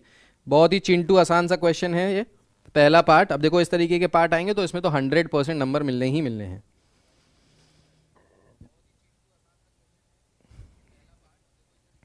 कह रहा है कि सबसे सस्ता वाटर टैंक बनाने के लिए किस चीज को मिनिमाइज किया जाए?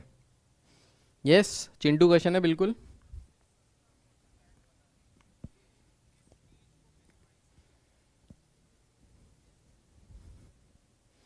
सुधांशु कह रहे हैं सिंपल है, कॉस्ट को मिनिमाइज किया जाए। जाहिर सी बात है भाई, अगर कॉस्ट ही हमको मिनिमम रखनी है, लीस्ट एक्सपेंसिव का मतलब ही है कि उसकी कॉस्ट सबसे कम होनी चाहिए, तो किसको मिनिमाइज करेंगे? कॉस्ट को मिनिमाइज करेंगे। ये तो बिल्कुल फ्री गए, 2 नंबर हो गए। नेक्स्ट पार्ट पे आते हैं। कह रहा है the total cost of tank as a function of B can be represented as. अच्छा, ए और बी भी कुछ दिया है क्या यहाँ पे?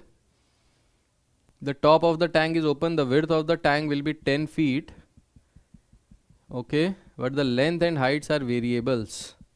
Building the tank cost is this.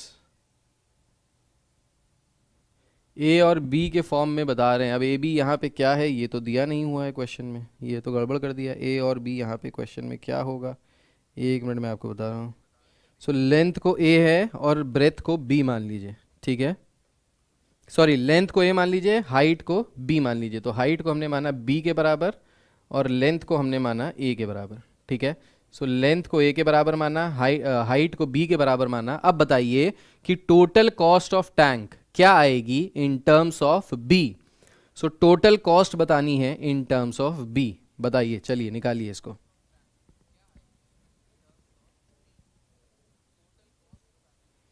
सस्ते का माल रस्ते में, क्या बात है, बहुत बढ़िया, बिल्कुल सस्ते का माल रस्ते में हो गया।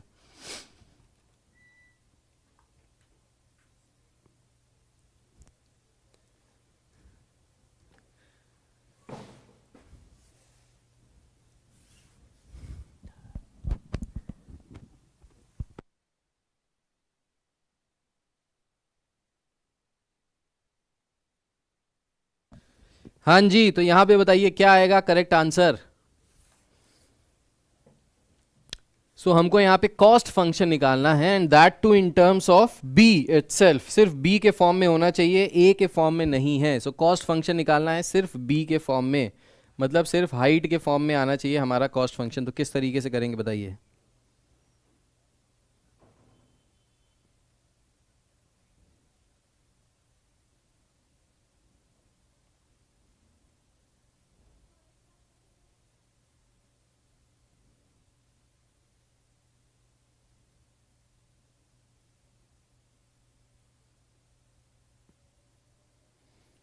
साइड हो जाएं, बिल्कुल साइड हो जा रहे हैं बेटा, बिल्कुल। देखिए अभी देखिए, बी एंड डी में कंफ्यूजन है। हिमांशी कह रही हैं B is the right answer. Komal कह रही हैं मैं हिमांशी के साथ हूँ, उससे कभी भी दगा नहीं करूँगी, इसलिए मेरा भी बी है। अब सुधांशु कह रहे हैं अगर कोमल और हिमांशी बी कह रही हैं तो मैं तो बिल्कुल उल्टा बोलूंगा, मैं तो डी ही बोलूंगा। क्या हो गया सुधांशु जी, कट्टी कर ली क्या तुमने कोमल और हिमांशी जी से? जो वो बोलेंगी मैं उसका उल्टा बोलूंगा।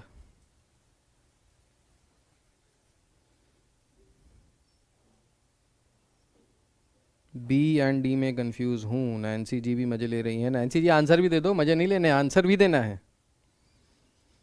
मतलब मजे लेने के लिए पूरा बैठे हैं लेकिन आंसर नहीं देंगे सर। अरे आंसर तो आप खुद ही सॉल्व कीजिए, खुद ही क्वेश्चन बताइए, खुद ही सॉल्व कीजिए, मैं तो बता दूंगी फिर। नैन्सी कह रही है बी।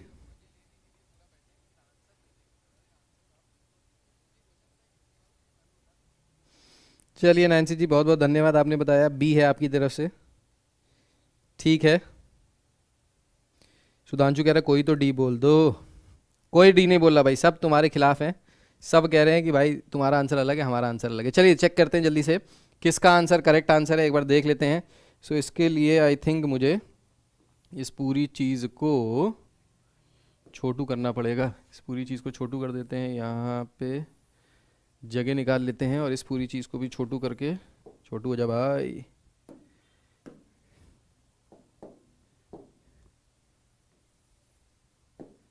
ज़्यादा छोटू हो गया। हाँ चलिए अभी सही है, सही है। चलो भाई, सो यहाँ पे हमको निकालना है, ये रहा क्वेश्चन। सो यहाँ पे हमको निकालना है total cost of tank as a function of B. So function of B के फॉर्म में निकालना है यहाँ पे total cost of the tank. तो अब इसको कैसे करेंगे देखिए। सो हमने यहाँ पे जो हाइट थी, हमने यहाँ पे जो हाइट थी ये बी के बराबर माना था और ये जो लेंथ थी इसको ए के बराबर माना, ठीक है। अच्छा अब हमको टोटल कॉस्ट निकालनी है, तो जो कॉस्ट आएगी टोटल वो किस तरीके से दी थी कि भाई 30 रुपीज पर स्क्वायर फिट पड़ रहा है बेस का और 20 रुपीज पर स्क्वायर फिट पड़ रहा है हमारी साइड वॉल्स का, ठीक है। अभी टोटल कॉस्ट निकालनी है फंक्शन की, तो टोटल कॉस्ट कैसे आएगी? टोटल कॉस्ट आएगी 4 दीवारों की कॉस्ट प्लस बेस की कॉस्ट, ठीक है। सो अगर हम लोग यहां से टोटल कॉस्ट निकालेंगे, सो टोटल कॉस्ट किसके बराबर आ जाएगी? Total cost will be equal to cost of 4 walls plus the cost of base. Base किसको पसंद होता है भाई? बेबी को, ठीक है। सो ये वही वाला बेस है। सो बेस का कॉस्ट और 4 दीवारों का कॉस्ट अगर हम निकाल के टोटल को ऐड कर दे तो हमको टोटल ये टैंक बनाने में कितना कॉस्ट लगेगा ये पता चल जाएगा। अच्छा भाई, अब कॉस्ट ऑफ 4 वॉल्स कैसे निकलेगा? तो कॉस्ट ऑफ 4 वॉल्स निकालने के लिए हमको 4 दीवारों का एरिया निकालना पड़ेगा। सो 4 दीवारों का एरिया निकाल लेते हैं। अब देखिए ये वाली दीवार का अगर एरिया निकाला जाए, ये वाली दीवार जो आपको दिख रही है सामने की तरफ, ठीक है, इसका अगर एरिया निकाला जाए तो इसका एरिया क्या होगा? इसका एरिया होगा a इंटू बी। इसका भी यही होगा और इसके पीछे वाले का भी यही होगा। तो यहां से जो 2 दीवारों का एरिया है वो कितना आया? ये आ गया 2ab प्लस, अब ये जो साइड वाली है, ये वाली जो दीवार है साइड वाली, इसका अगर एरिया निकालें तो क्वेश्चन में दिया हुआ है कि जो इसकी चौड़ाई है, विड्थ है, वो 10 फीट के बराबर है। सो इसका अगर एरिया निकाला जाए तो इसका एरिया कितना होगा? 10 इंटू बी। तो 10 इंटू बी इधर भी होगा, 10 इंटू बी पीछे वाली का भी होगा, तो टोटल कितना हो जाएगा? 2 टाइम्स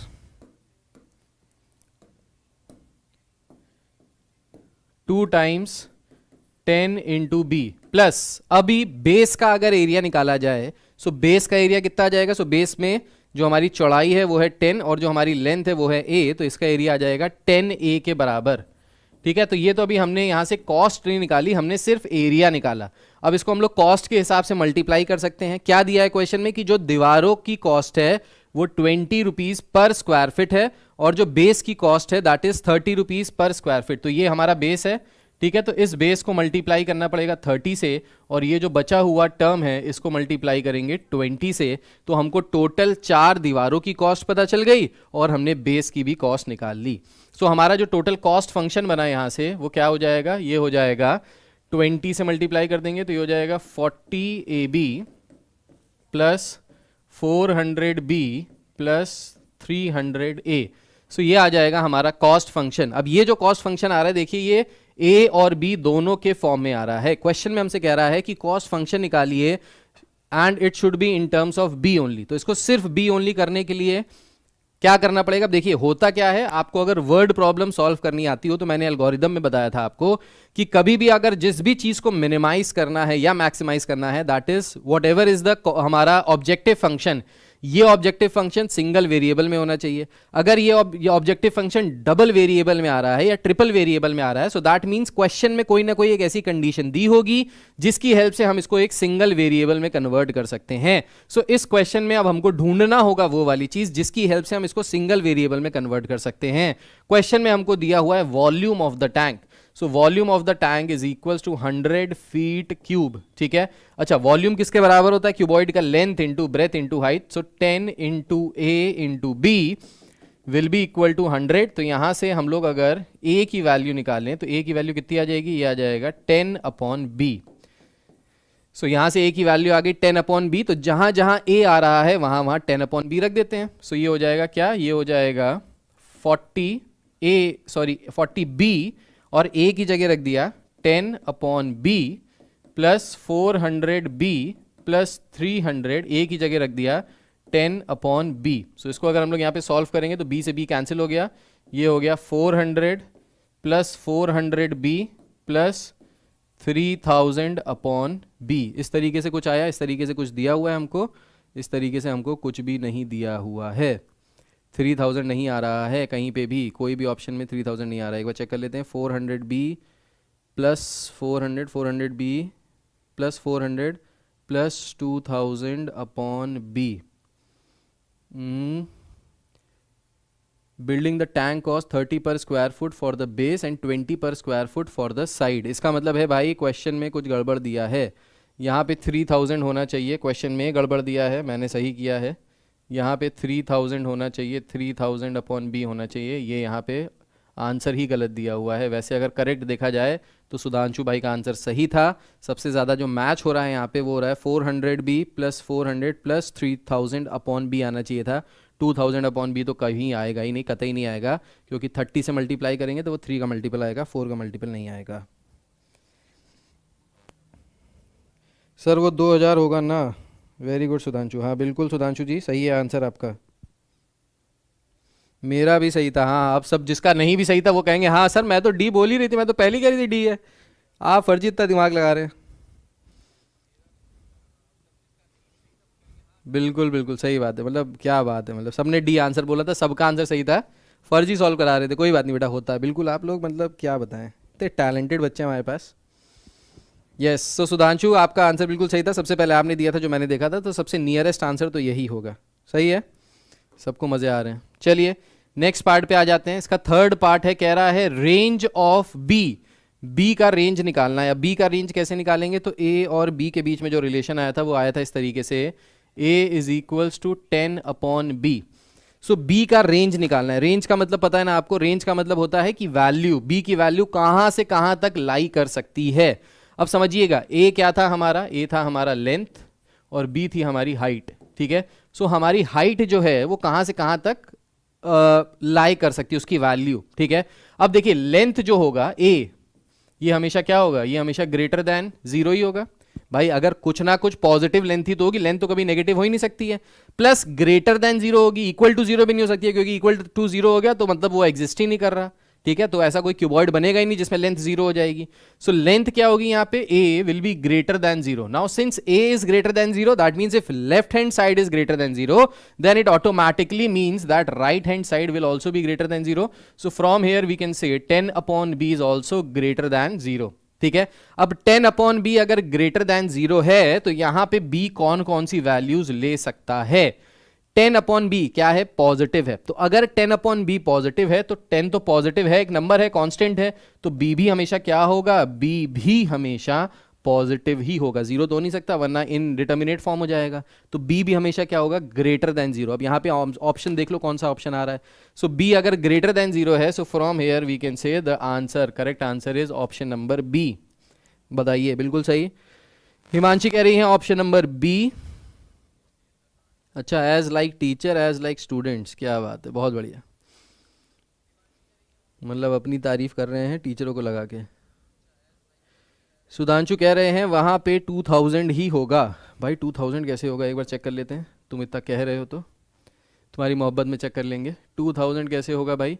सबसे पहले हमने दीवारों का एरिया निकाला, तो यहाँ पे जो एरिया आया ये आ गया a इंटू बी, तो ट्वाइस ए बी आ गया, ट्वाइस ए बी हो गया, प्लस इसका जो आएगा वो आ जाएगा 10 इंटू बी, सो ये हो जाएगा 10 इंटू बी टू 20 बी, ठीक है 20 बी हो जाएगा, 20 बी को 20 से मल्टीप्लाई करेंगे तो ये आ जाएगा 400 बी, ठीक है, प्लस बेस का एरिया निकालेंगे तो बेस का एरिया कितना है, बेस का एरिया है, बेस की चौड़ाई है 10 और बेस की लंबाई है a, तो ये हो जाएगा 10a, और 10a को बेस का जो कॉस्ट है, building the tank cost 30 per square foot for the base and 20 per square foot for the side, तो 30 से ही तो मल्टीप्लाई करेंगे भाई, जब 30 से मल्टीप्लाई करेंगे तो 300a ही तो आएगा, और a की वैल्यू आई थी किसके बराबर, यहाँ 0 से 0 कट जाएगा तो a की वैल्यू आई थी 10 अपॉन b के बराबर, सो 10 अपॉन b लगाएंगे तो 3000 अपॉन b ही तो आ रहा है। सुधांशु भाई 2000 कैसे आ रहा है बता दो एक बार।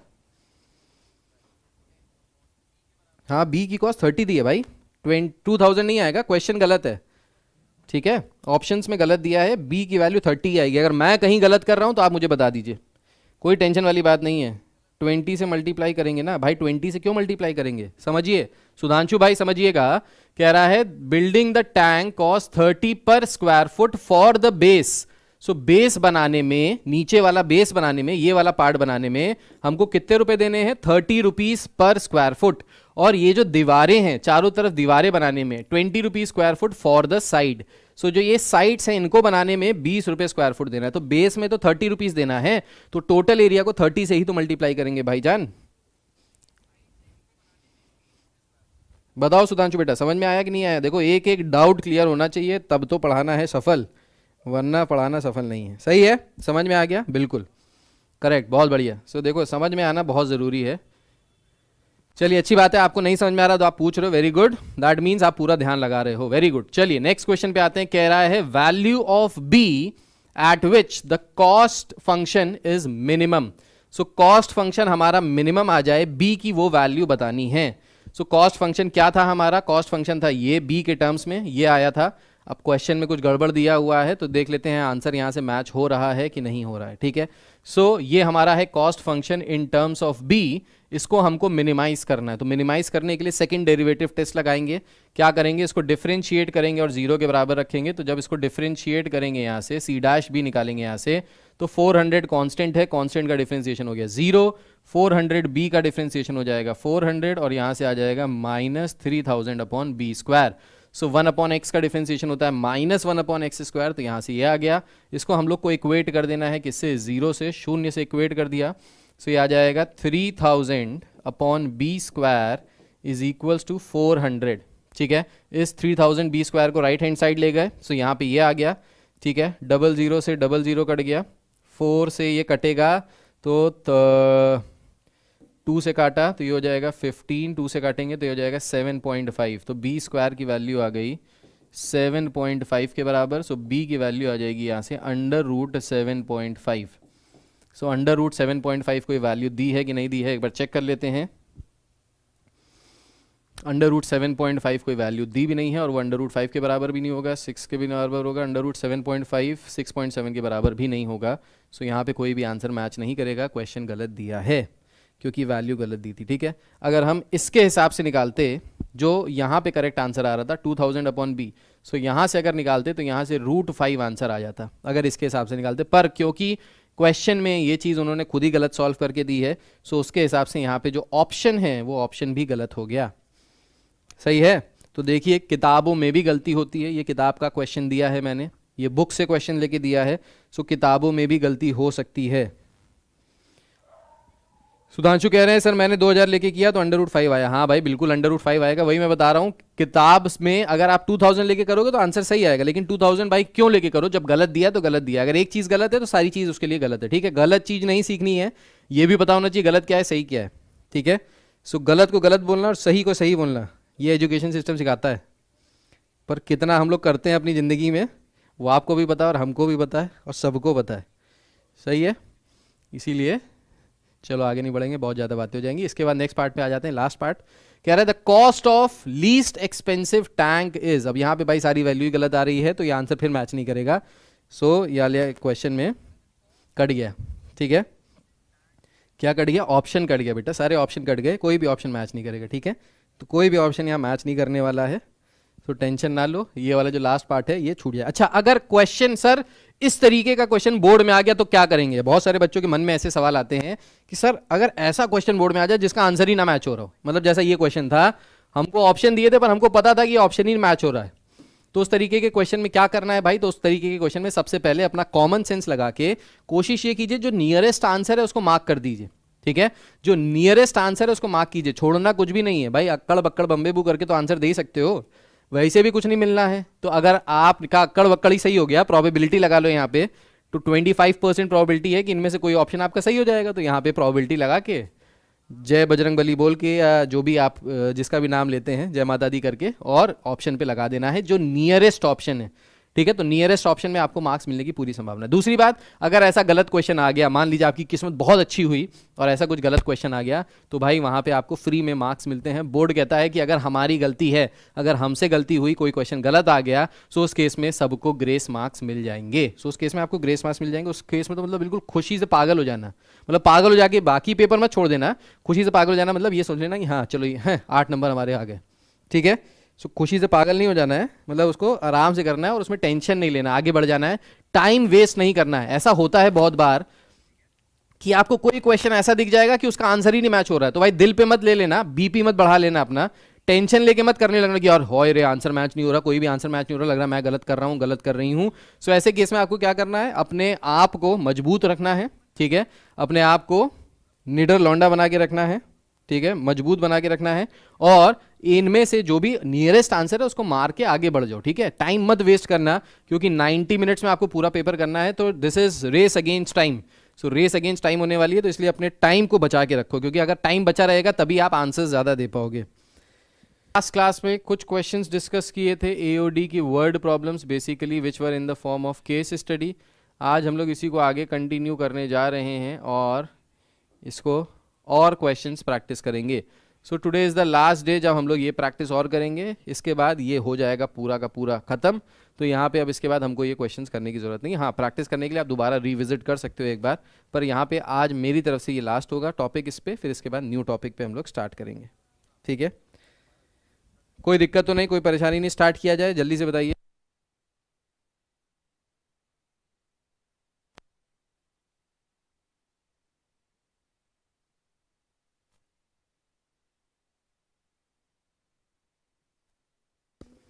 हाँ जी, तो यहाँ पे देखिए, सो क्वेश्चन में कह रहा है an edtech company is going to build a new residential complex, the land they have purchased can hold at most 3500 apartments. So एक एडटेक कंपनी है, अनअकैडमी मान लेते हैं, अनअकैडमी की तरह कंपनी है जो नए रेजिडेंशियल कॉम्प्लेक्स बनाने जा रही है। जो लैंड उन्होंने खरीदी है उसमें 3500 अपार्टमेंट्स बन सकते हैं, ठीक है? 3500 अपार्टमेंट्स बन सकते हैं। So also if they make X apartments then the monthly maintenance cost for the whole complex would be as follows. अगर वो एक्स नंबर ऑफ अपार्टमेंट्स बनाते हैं तो वहां पे जो मेंटेनेंस कॉस्ट है उसमें 40 लाख रुपीस की तो फिक्स्ड कॉस्ट है और 160x माइनस 0.04x स्क्वायर की वेरिएबल कॉस्ट है।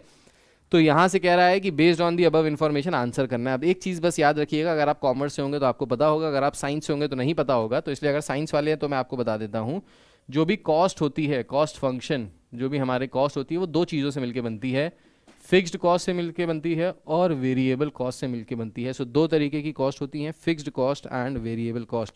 सो फिक्स्ड कॉस्ट और वेरिएबल कॉस्ट दो तरीके की कॉस्ट होती हैं। यहाँ से फिक्स्ड कॉस्ट का मतलब होता है ऐसी कॉस्ट जो डिपेंड नहीं करती कि कितने नंबर ऑफ यूनिट्स प्रोड्यूस हो रहे हैं। जैसे अगर आप मान लेते हैं आपने एक नया प्रोडक्ट कोई निकाला, ठीक है? उस प्रोडक्ट का नाम है लेट्स से जैसे एलेक्सा होती है, सीरी होती है, वैसे आपने कोई एक नया प्रोडक्ट निकाला जिसमें आपने स्पीकर्स बनाए जो अपने आप बात करते हैं, ठीक है? ब्लूटूथ स्पीकर बना रहे हो। अब उस स्पीकर को बिल्ड करने के लिए, प्रोड्यूस करने के लिए आपको जगह चाहिए होगी, आपको टूल्स चाहिए होंगे, आपको मशीनरी चाहिए होगी। तो जो मशीनरी पे आप पैसा लगाओगे, आप मशीनरी कहीं से खरीदोगे तो मशीनरी पे जो पैसा लगाया वो हो गई फिक्स्ड कॉस्ट। आपने जिस लैंड पे वो पूरी फैक्ट्री खोली वो हो गई फिक्स्ड कॉस्ट। तो वो ऐसी कॉस्ट है जो चेंज नहीं होती। अब आप उसमें चाहे एक स्पीकर प्रोड्यूस करो, चाहे 1 लाख स्पीकर प्रोड्यूस करो, जो कॉस्ट आपने लगा दी वो लगा दी, वो हो गई फिक्स्ड कॉस्ट। जो इस पे फिक्स्ड कॉस्ट का मतलब बेसिकली फिर से ये हुआ एक ऐसी कॉस्ट जो डिपेंड नहीं करती कि कितने नंबर ऑफ यूनिट्स आप प्रोड्यूस कर रहे हो। वेयर एज वेरिएबल कॉस्ट होती है ऐसी कॉस्ट जो डिपेंड करती है कि आप कितने नंबर ऑफ यूनिट्स प्रोड्यूस कर रहे हो। लेट्स से रॉ मटेरियल, तो रॉ मटेरियल जो होगा वो किस पे डिपेंड करता है, वो डिपेंड करता है on the number of units produce. अगर यूनिट्स ज़्यादा प्रोड्यूस करोगे तो रॉ मटेरियल ज़्यादा लगेगा, यूनिट्स कम प्रोड्यूस करोगे रॉ मटेरियल कम लगेगा। सिमिलरली वर्क फोर्स, लेबर, तो जितना ज़्यादा प्रोड्यूस करोगे उतना ज़्यादा लेबर लगेगा, जितना कम प्रोड्यूस करोगे उतना कम लेबर लगेगा। तो ये हो जाएगा आपका क्या, वेरिएबल कॉस्ट। हाय तन्नू, हाय तेजस्वी, क्या हालचाल? मैं बढ़िया, आप लोग कैसे हो? ठीक है,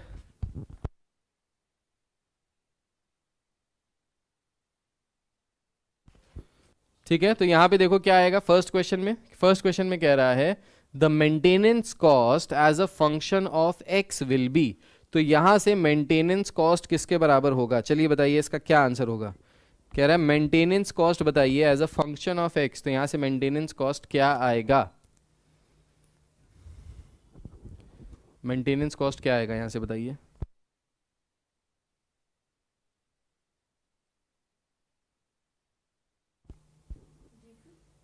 कोर्स में नहीं है। So maintenance cost as a function of x will be, so maintenance cost जो है वो दो पार्ट्स में यहाँ पे डिवाइडेड है। किस पार्ट में, फिक्स्ड कॉस्ट के पार्ट में और वेरिएबल कॉस्ट के पार्ट में। मैंने अभी आपको बताया कि जो कॉस्ट फंक्शन होता है that is equals to fixed cost plus variable cost. तो जब इन दोनों को ऐड कर देंगे तो हमको मिल जाएगा हमारा मेंटेनेंस कॉस्ट। तो अगर इन दोनों को ऐड किया जाए तो किसके बराबर आएगा, तो this will be equal to the option C. So option C के बराबर होगा। Correct answer is option C, yes. Varun sir का नालायक student correct, Komal ji correct, Sudhanshu ji very simple correct, बहुत बढ़िया, बिल्कुल सही। सेकंड पार्ट बताइए इसका। सेकंड पार्ट में कह रहा है अगर सी एक्स डिनोट कर रहा है मेंटेनेंस कॉस्ट को, तो maximum value of C X कब होगी, एक्स की किस वैल्यू के लिए मेंटेनेंस कॉस्ट मैक्सिमम हो जाएगी, बताइए। सो मेंटेनेंस कॉस्ट मैक्सिमम एक्स की किस वैल्यू के लिए होगी, ये बताइए। निकालिए इस पार्ट को और बताइए।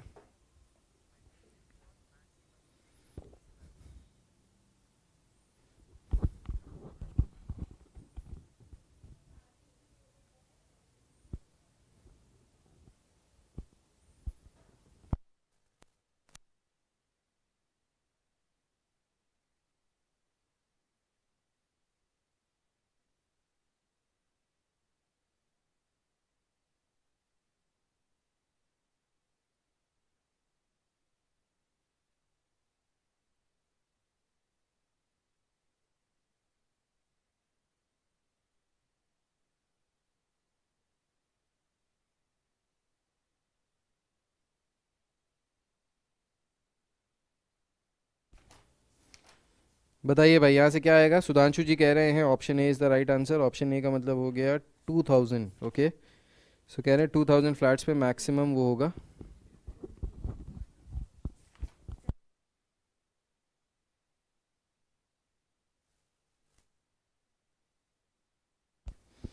सो ऑप्शन ए आप कह रहे हो 2000। ओके, बाकी लोग बताइए क्या आएगा correct answer, what will be the correct answer to this question. C X की वैल्यू मैक्सिमम कब होगी, मेंटेनेंस कॉस्ट मैक्सिमम कब होगी एक्स की किस वैल्यू के लिए।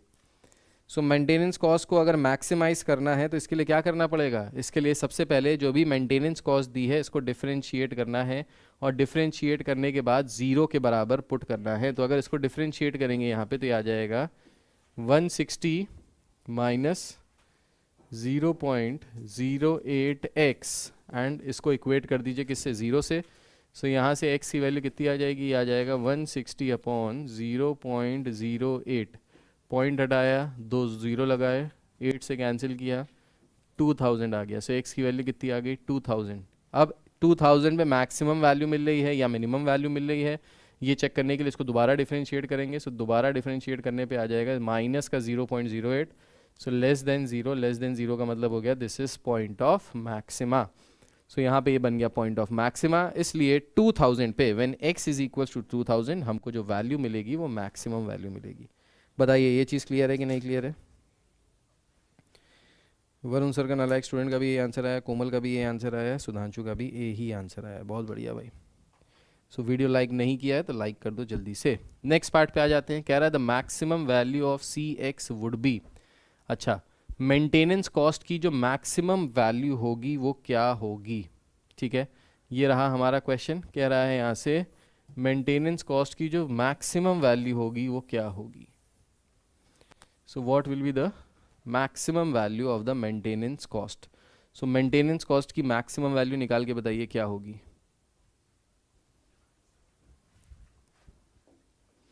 सो हमको मैक्सिमम वैल्यू कहाँ पे मिल रही है, मैक्सिमम वैल्यू मिल रही है जब x की वैल्यू आ रही है 2000 के बराबर। सो बेसिकली करना क्या है हमको यहाँ पे जो हमारी ये आ रहा था मेंटेनेंस कॉस्ट, इसमें x की जगह 2000 रखना है और इसकी वैल्यू यहाँ से निकालनी है। चलिए निकाल के बताइए कितना आएगा, what will be the maximum value.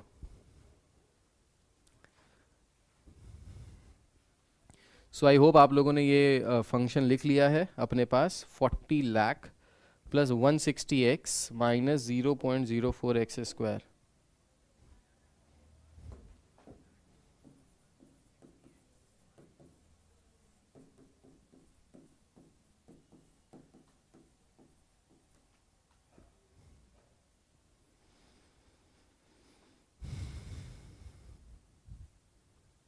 हाँ जी, आंसर बताइए यहाँ से कितना आएगा, what will be the maximum value of C X. इसको सॉल्व कीजिए और बताइए हमारा मैक्सिमम वैल्यू कितना आ रहा है यहाँ से।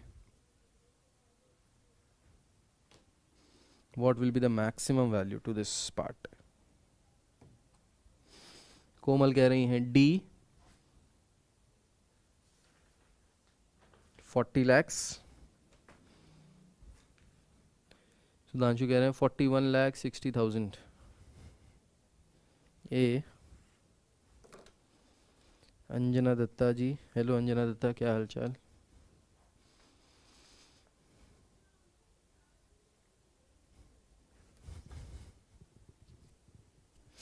जय करना है तो भगवान का कीजिए भाई।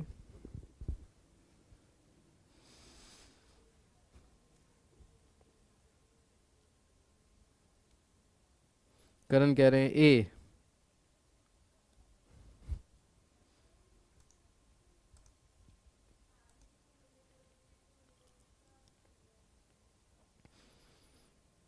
सो अगर यहाँ से हम लोग इसको सॉल्व करके आंसर निकालें तो देखिए जब x की वैल्यू हम लोग यहाँ पे 2000 रखेंगे, सो 2000 रखने पे हमारी जो वैल्यू आ जाएगी वो आ जाएगा 41,60,000। सो 41,60,000 is option number A. So option number A is the right answer, जैसा कि सुधांशु ने और करण ने बताया। बहुत बढ़िया बेटा, बहुत बढ़िया अंजना जी, दैट्स ग्रेट। फोर्थ पार्ट देखिए, फोर्थ पार्ट में कह रहा है the number of apartments that the complex should have in order to minimize the maintenance cost is। अब अगर हमको मेंटेनेंस कॉस्ट को मिनिमाइज करना है तो नंबर ऑफ अपार्टमेंट्स कितने होने चाहिए, x की वैल्यू कितनी होनी चाहिए। ठीक है, सो ये रहा हमारा नंबर ऑफ अपार्टमेंट्स, टोटल कितने थे, एट मोस्ट 3500 थे। तो कह रहा है कि नंबर ऑफ अपार्टमेंट्स कितने होने चाहिए कि जो हमारी मेंटेनेंस कॉस्ट है वो मिनिमाइज हो जाए। सो अभी हमको क्या करना है, मेंटेनेंस कॉस्ट को मिनिमाइज करना है। बताइए इसको कैसे करेंगे और इसका क्या आंसर आएगा। सो बेसिकली हमको अपनी मेंटेनेंस कॉस्ट को मिनिमाइज करना है। तो मेंटेनेंस कॉस्ट कब मिनिमाइज होगी, एक्स की कौन सी वैल्यू के लिए हमारी मेंटेनेंस कॉस्ट मिनिमम आएगी, ये निकालना है।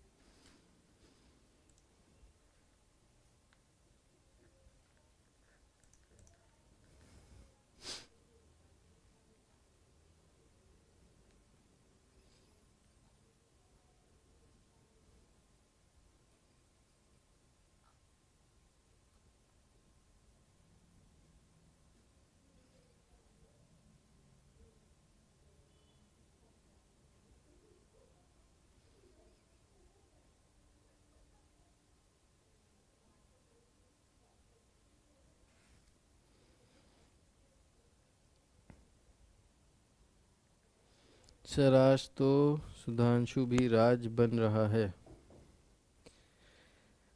अरे भाई पढ़ रहा है सुधांशु भाई ने, पढ़ाई कर ली, तैयारी कर ली पूरी, तो आंसर तो देगा ही। सुधांशु कह रहे हैं 3500 सिंपल, बिल्कुल सही बात है, 3500 सिंपल आंसर है भाई। अगर 41,60,000 मैक्सिमम वैल्यू आ रही है 2000 पे, सो इसका मतलब है 2000 से जब हम आगे बढ़ेंगे तो जो हमारी कॉस्ट है वो धीरे धीरे कम होती चली जाएगी। तो यहाँ पे जो हमारी कम कॉस्ट होगी, जब हम मिनिमाइज करेंगे कॉस्ट को, तो कितने पे मिनिमम होगी? सो जब मैक्सिमम नंबर ऑफ अपार्टमेंट्स होंगे तो मिनिमम कॉस्ट होगी, मेंटेनेंस कॉस्ट कम हो जाएगी, क्योंकि पर हेड जो मेंटेनेंस कॉस्ट होगी वो कम हो जाएगी। ये तो जाहिर सी बात है, कॉमन सेंस वाली बात है। तो 3500। इसके बाद फिफ्थ पार्ट पे कह रहा है minimum maintenance cost is attain then the maintenance cost for each apartment would be. जब हमको मिनिमम मेंटेनेंस कॉस्ट मिल जाएगी तो उस केस में मेंटेनेंस कॉस्ट पर अपार्टमेंट कितनी होगी ये निकालना है।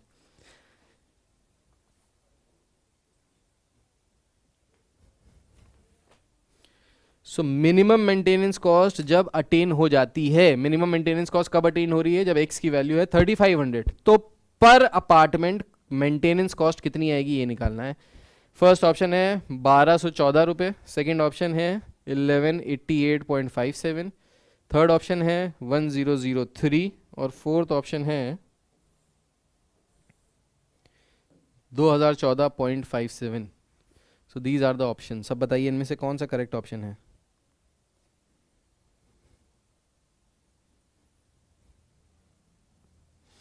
क्या बात है सुधांशु भाई, तो मतलब पूरा कैलकुलेशन दे के और पूरा फॉर्मूला वार्मूला लिख के सारा सब कुछ बताए दे रहे हैं आज। सुधांशु भाई जोश में हो लग रहा पूरे, बहुत ही अच्छी बात है। सो सुधांशु भाई ने बिल्कुल सोल्यूशन भी शेयर कर दिया है और बिल्कुल करेक्ट सोल्यूशन है। सो मिनिमम मेंटेनेंस कॉस्ट किस पे मिल रही है हमको? मिनिमम मेंटेनेंस कॉस्ट हमको मिल रही है जब एक्स की वैल्यू 3500 है। सो मिनिमम मेंटेनेंस कॉस्ट जो थी वो कितनी है? मिनिमम मेंटेनेंस कॉस्ट जो है यहाँ से वो मैक्सिमम मेंटेनेंस कॉस्ट के बराबर है 41,60,000। सो इसको अगर हम लोग डिवाइड करेंगे by the total number of apartments, तो टोटल नंबर ऑफ अपार्टमेंट्स हमारे पास कितने हैं? 3500। भाई मिनिमम कॉस्ट कब मिलेगी? मिनिमम कॉस्ट तब मिलेगी जब हम लोग 3500 अपार्टमेंट सारे के सारे अपार्टमेंट चढ़ा देंगे या यूटिलाइज कर लेंगे। तो यहाँ से जब हम लोग इसको क्या कह रहे हैं डिवाइड करेंगे तो जो हमारी वैल्यू आएगी वो अप्रॉक्सीमेटली 1188.57 के बराबर आ जाएगा। तो ये जो कॉस्ट आएगी यही हमारी कॉस्ट है, जो मिनिमम कॉस्ट आएगी 1188.57। बताइए। Nancy ji hi hello welcome, क्या हालचाल, कैसे हो? बिल्कुल option B is the correct answer. Hi Nancy, क्या बात है। सो सब लोग जल्दी जल्दी लाइक कर दो भाई, वीडियो में सिर्फ 2 ही लाइक दिखाई दे रहे हैं, ऐसा ना करो, लाइक कर दो जल्दी से ताकि पता चलता रहे कि क्या चल रहा है और क्या नहीं।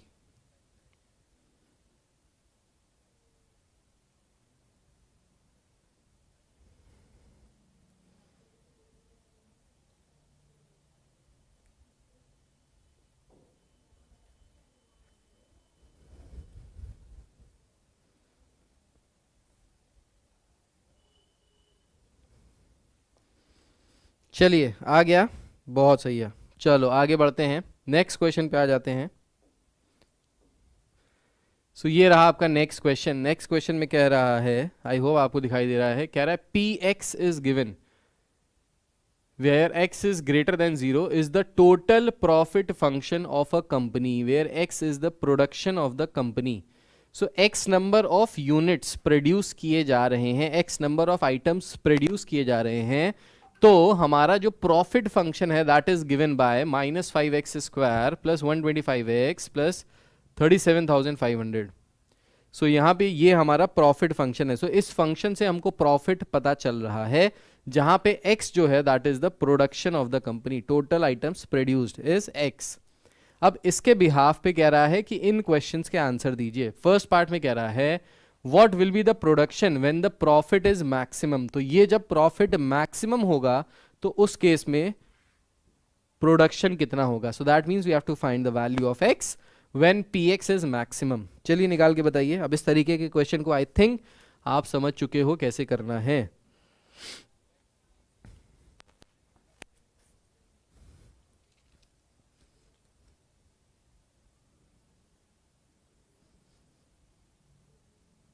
Yes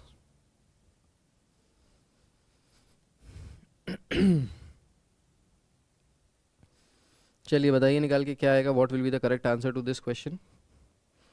option A, B, C या डी?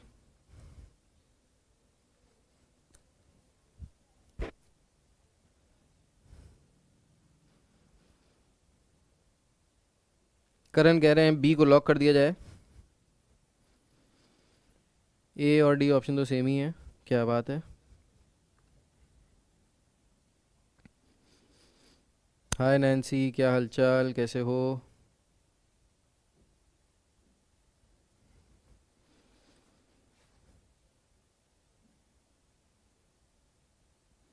सो सुधांशु का आंसर आ रहा है बी के बराबर। Hi Himanshi, hello, how are you, कैसे हो।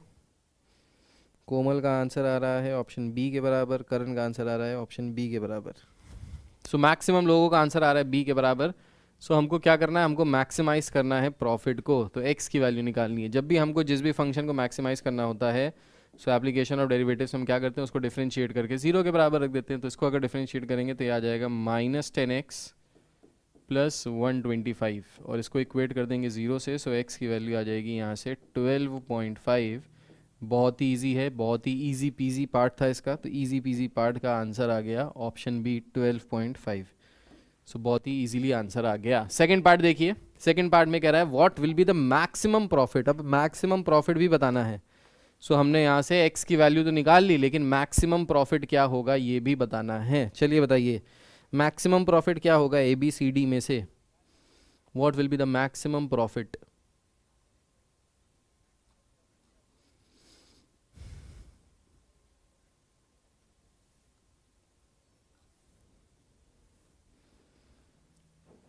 Hello Nancy ji, hi Sudhanshu ji, hello Himanshi ji. अच्छा ये बताइए, मैं प्लस कोर्स एक स्टार्ट कर रहा हूँ 15th ऑफ नवंबर से। सो 15th ऑफ नवंबर से एक प्लस कोर्स स्टार्ट कर रहा हूँ, जिसका जो टाइमिंग है वो शाम को रख रहे हैं 7 बजे से। बताइए कोई दिक्कत तो नहीं है। और एक चीज़ और बताइए, मैं स्पेशल क्लासेस रख रहा हूँ बहुत जल्दी 10 तारीख से, और उसके जो टाइमिंग्स हैं वो सुबह के टाइमिंग्स रख रहा हूँ, सुबह 10 बजे। तो बताओ तुम लोग सुबह 10 बजे अभी स्कूल जा रहे हो, या जाना बंद कर दिया, या आपने खुद से पढ़ाई कर रहे हो, या सुबह 10 बजे आप लोग अवेलेबल हो, तो उस हिसाब से मैं उसको प्लान आउट कर लूँ। प्रिंस गुप्ता जी, जय हिंद, जय हिंद जी, क्या हाल चाल। हिमांशी कह रही है आज चेयर लेके आए हैं। हाँ बेटा, चेयर लेके तो रोज आते हैं, पर बैठते कभी नहीं है। थक गए आज सुबह से, हालत ख़राब हो गई है, इसलिए बैठ गए। स्कूल स्टार्ट है कल से सर। ओके, स्कूल जाना हो रहा है अभी आपका। तो 6 तारीख को तो बेटा पेपर ही है, अभी तक स्कूल खुले हुए हैं। स्कूल वाले मतलब छुट्टी नहीं दे रहे, आराम नहीं करने दे रहे। सुबह 10 बजे अवेलेबल नहीं होगा, तो किस किस टाइम को रख लें, किस टाइम से किस टाइम के बीच में अवेलेबल रहते हो आप लोग, मेजॉरिटी किस टाइम से किस टाइम के बीच में अवेलेबल रहते हो। हाय आरती कश्यप, क्या हाल चाल, कैसे हो, गुड इवनिंग। 10 बजे अवेलेबल नहीं होगे, तो 10 बजे अवेलेबल नहीं होगे का मतलब है हमको अपनी क्लासेस को चेंज करना होगा टाइमिंग। 1 बजे के बाद से 7:45 to 2 not available. Okay, so basically 2 के बाद से अवेलेबल रहते हो। और कब तक अवेलेबल रहते हो, रात में कब तक पढ़ाई करते हो, 10 बजे, 11 बजे, 12 बजे, कब तक पढ़ाई चलती है।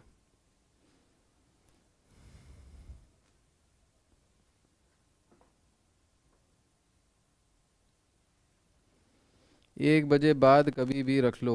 Okay, so you mean to say afternoon में 1 बजे के बाद रख लें, तो 2 बजे से भी रख सकते हैं ना, मतलब 2 से 3 रख सकते हैं।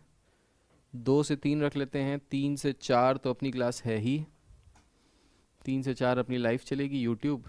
2 से 3 में कर सकते हैं स्पेशल क्लास, और 4 से 5 में 3 घंटे। 2 बजे तक शायद पढ़ाई करता है। School timing 9 to 12, but extra classes चल रही हैं। मॉर्निंग में 5 बजे ना बेटा, मॉर्निंग में 5 बजे तो बहुत ही मुश्किल हो जाएगा। 5 बजे मतलब वो फील ही नहीं आ पाएगा हमको। I am not a morning person.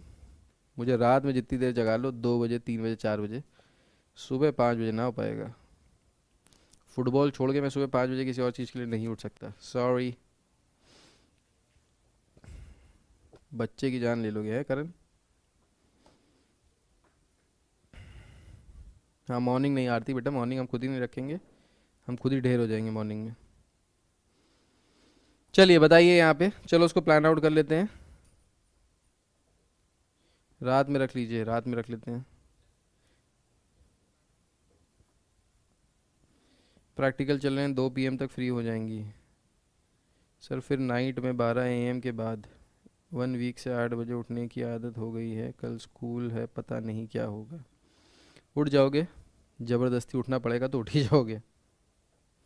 रात में सही है, ठीक है, मैं समझ गया। सो इवनिंग में बेसिकली 3 बजे से 2 बजे से क्लास स्टार्ट कर सकते हैं, 2 से 9-10 बजे के बीच में हम लोग क्लासेस कर सकते हैं, ठीक है, समझ गया मैं।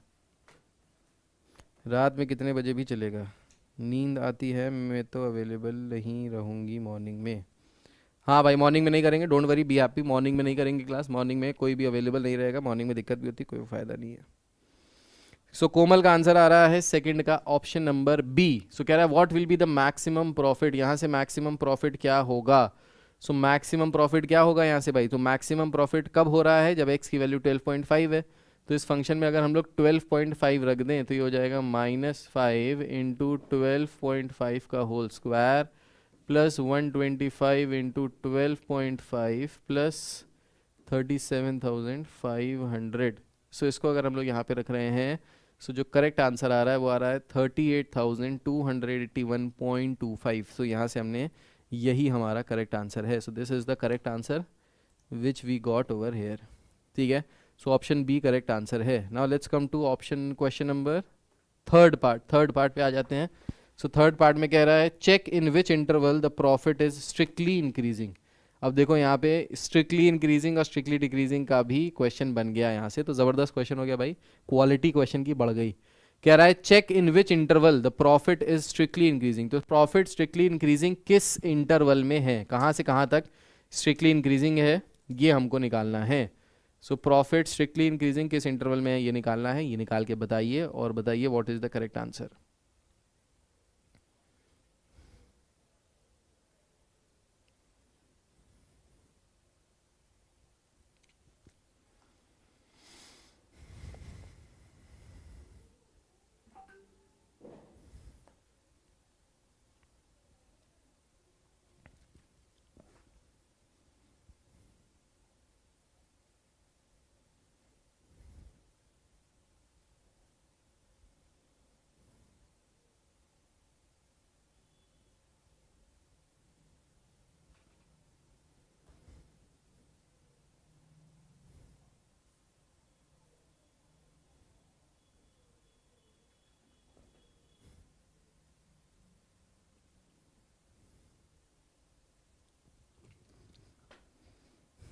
A for apple, A for Aarti,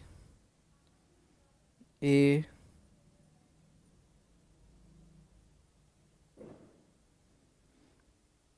for आलू, A फॉर आरती दीदी, A फॉर एप्पल। सर रोज़ बस हम आपके रेगुलर स्टूडेंट्स आते हैं, हम आपके पीछे नहीं छोड़ेंगे।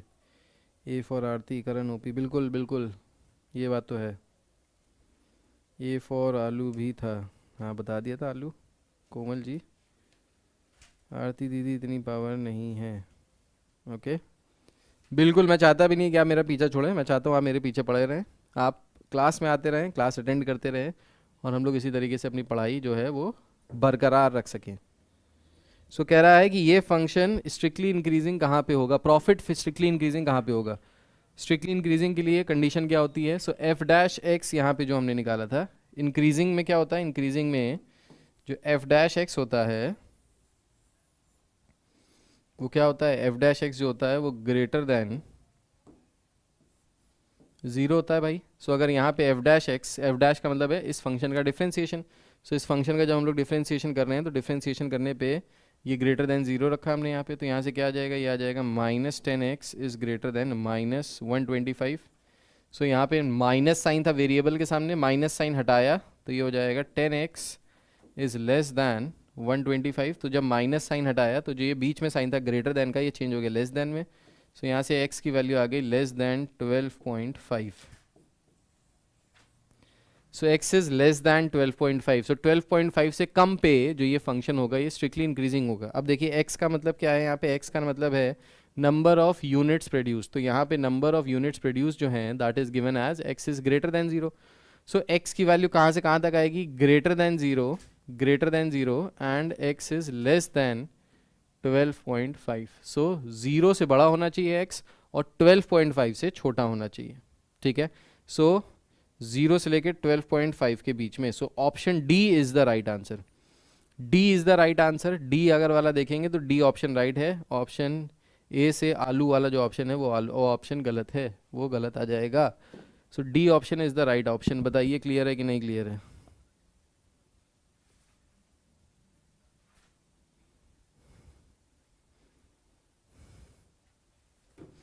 करण का नेट ओवर हो गया। करण कह रहे हैं मेरा नेट ओवर हो गया। लाइक करते हुए जाना करण भाई।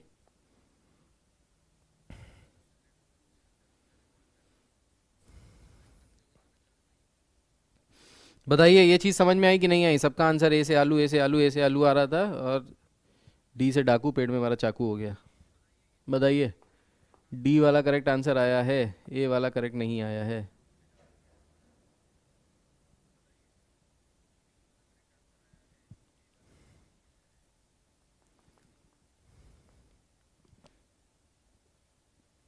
कर दिया था पहले ही, बहुत बढ़िया, क्या बात है। चलिए इसके नेक्स्ट पार्ट पे आते हैं।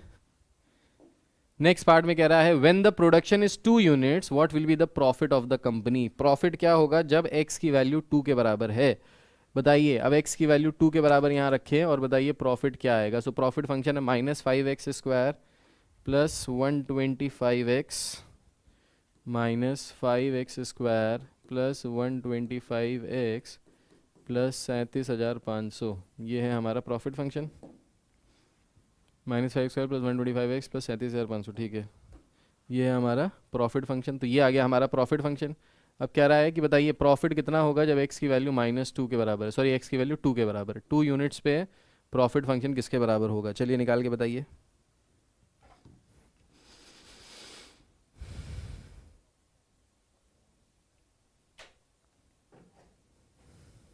Bye Karan ji, God bless you.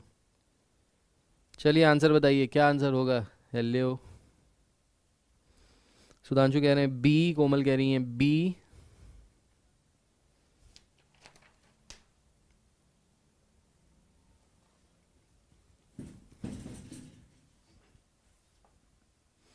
Okay, so x की वैल्यू 2 रखेंगे, सो 37,730 आंसर आ जाएगा। बी आंसर आ रहा है सबका, बिल्कुल सही है।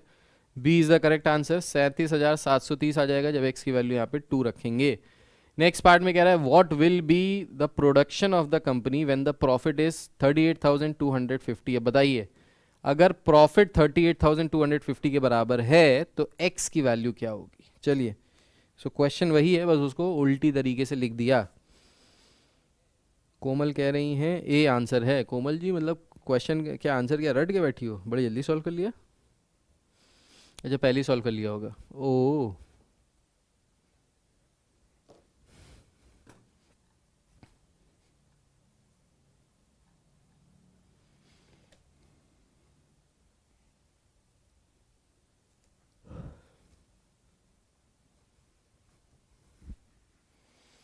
38,250 what will be the production of the company when the profit is this. हमको प्रोडक्शन निकालना है, एक्स की वैल्यू निकालनी है जब प्रॉफिट दिया है।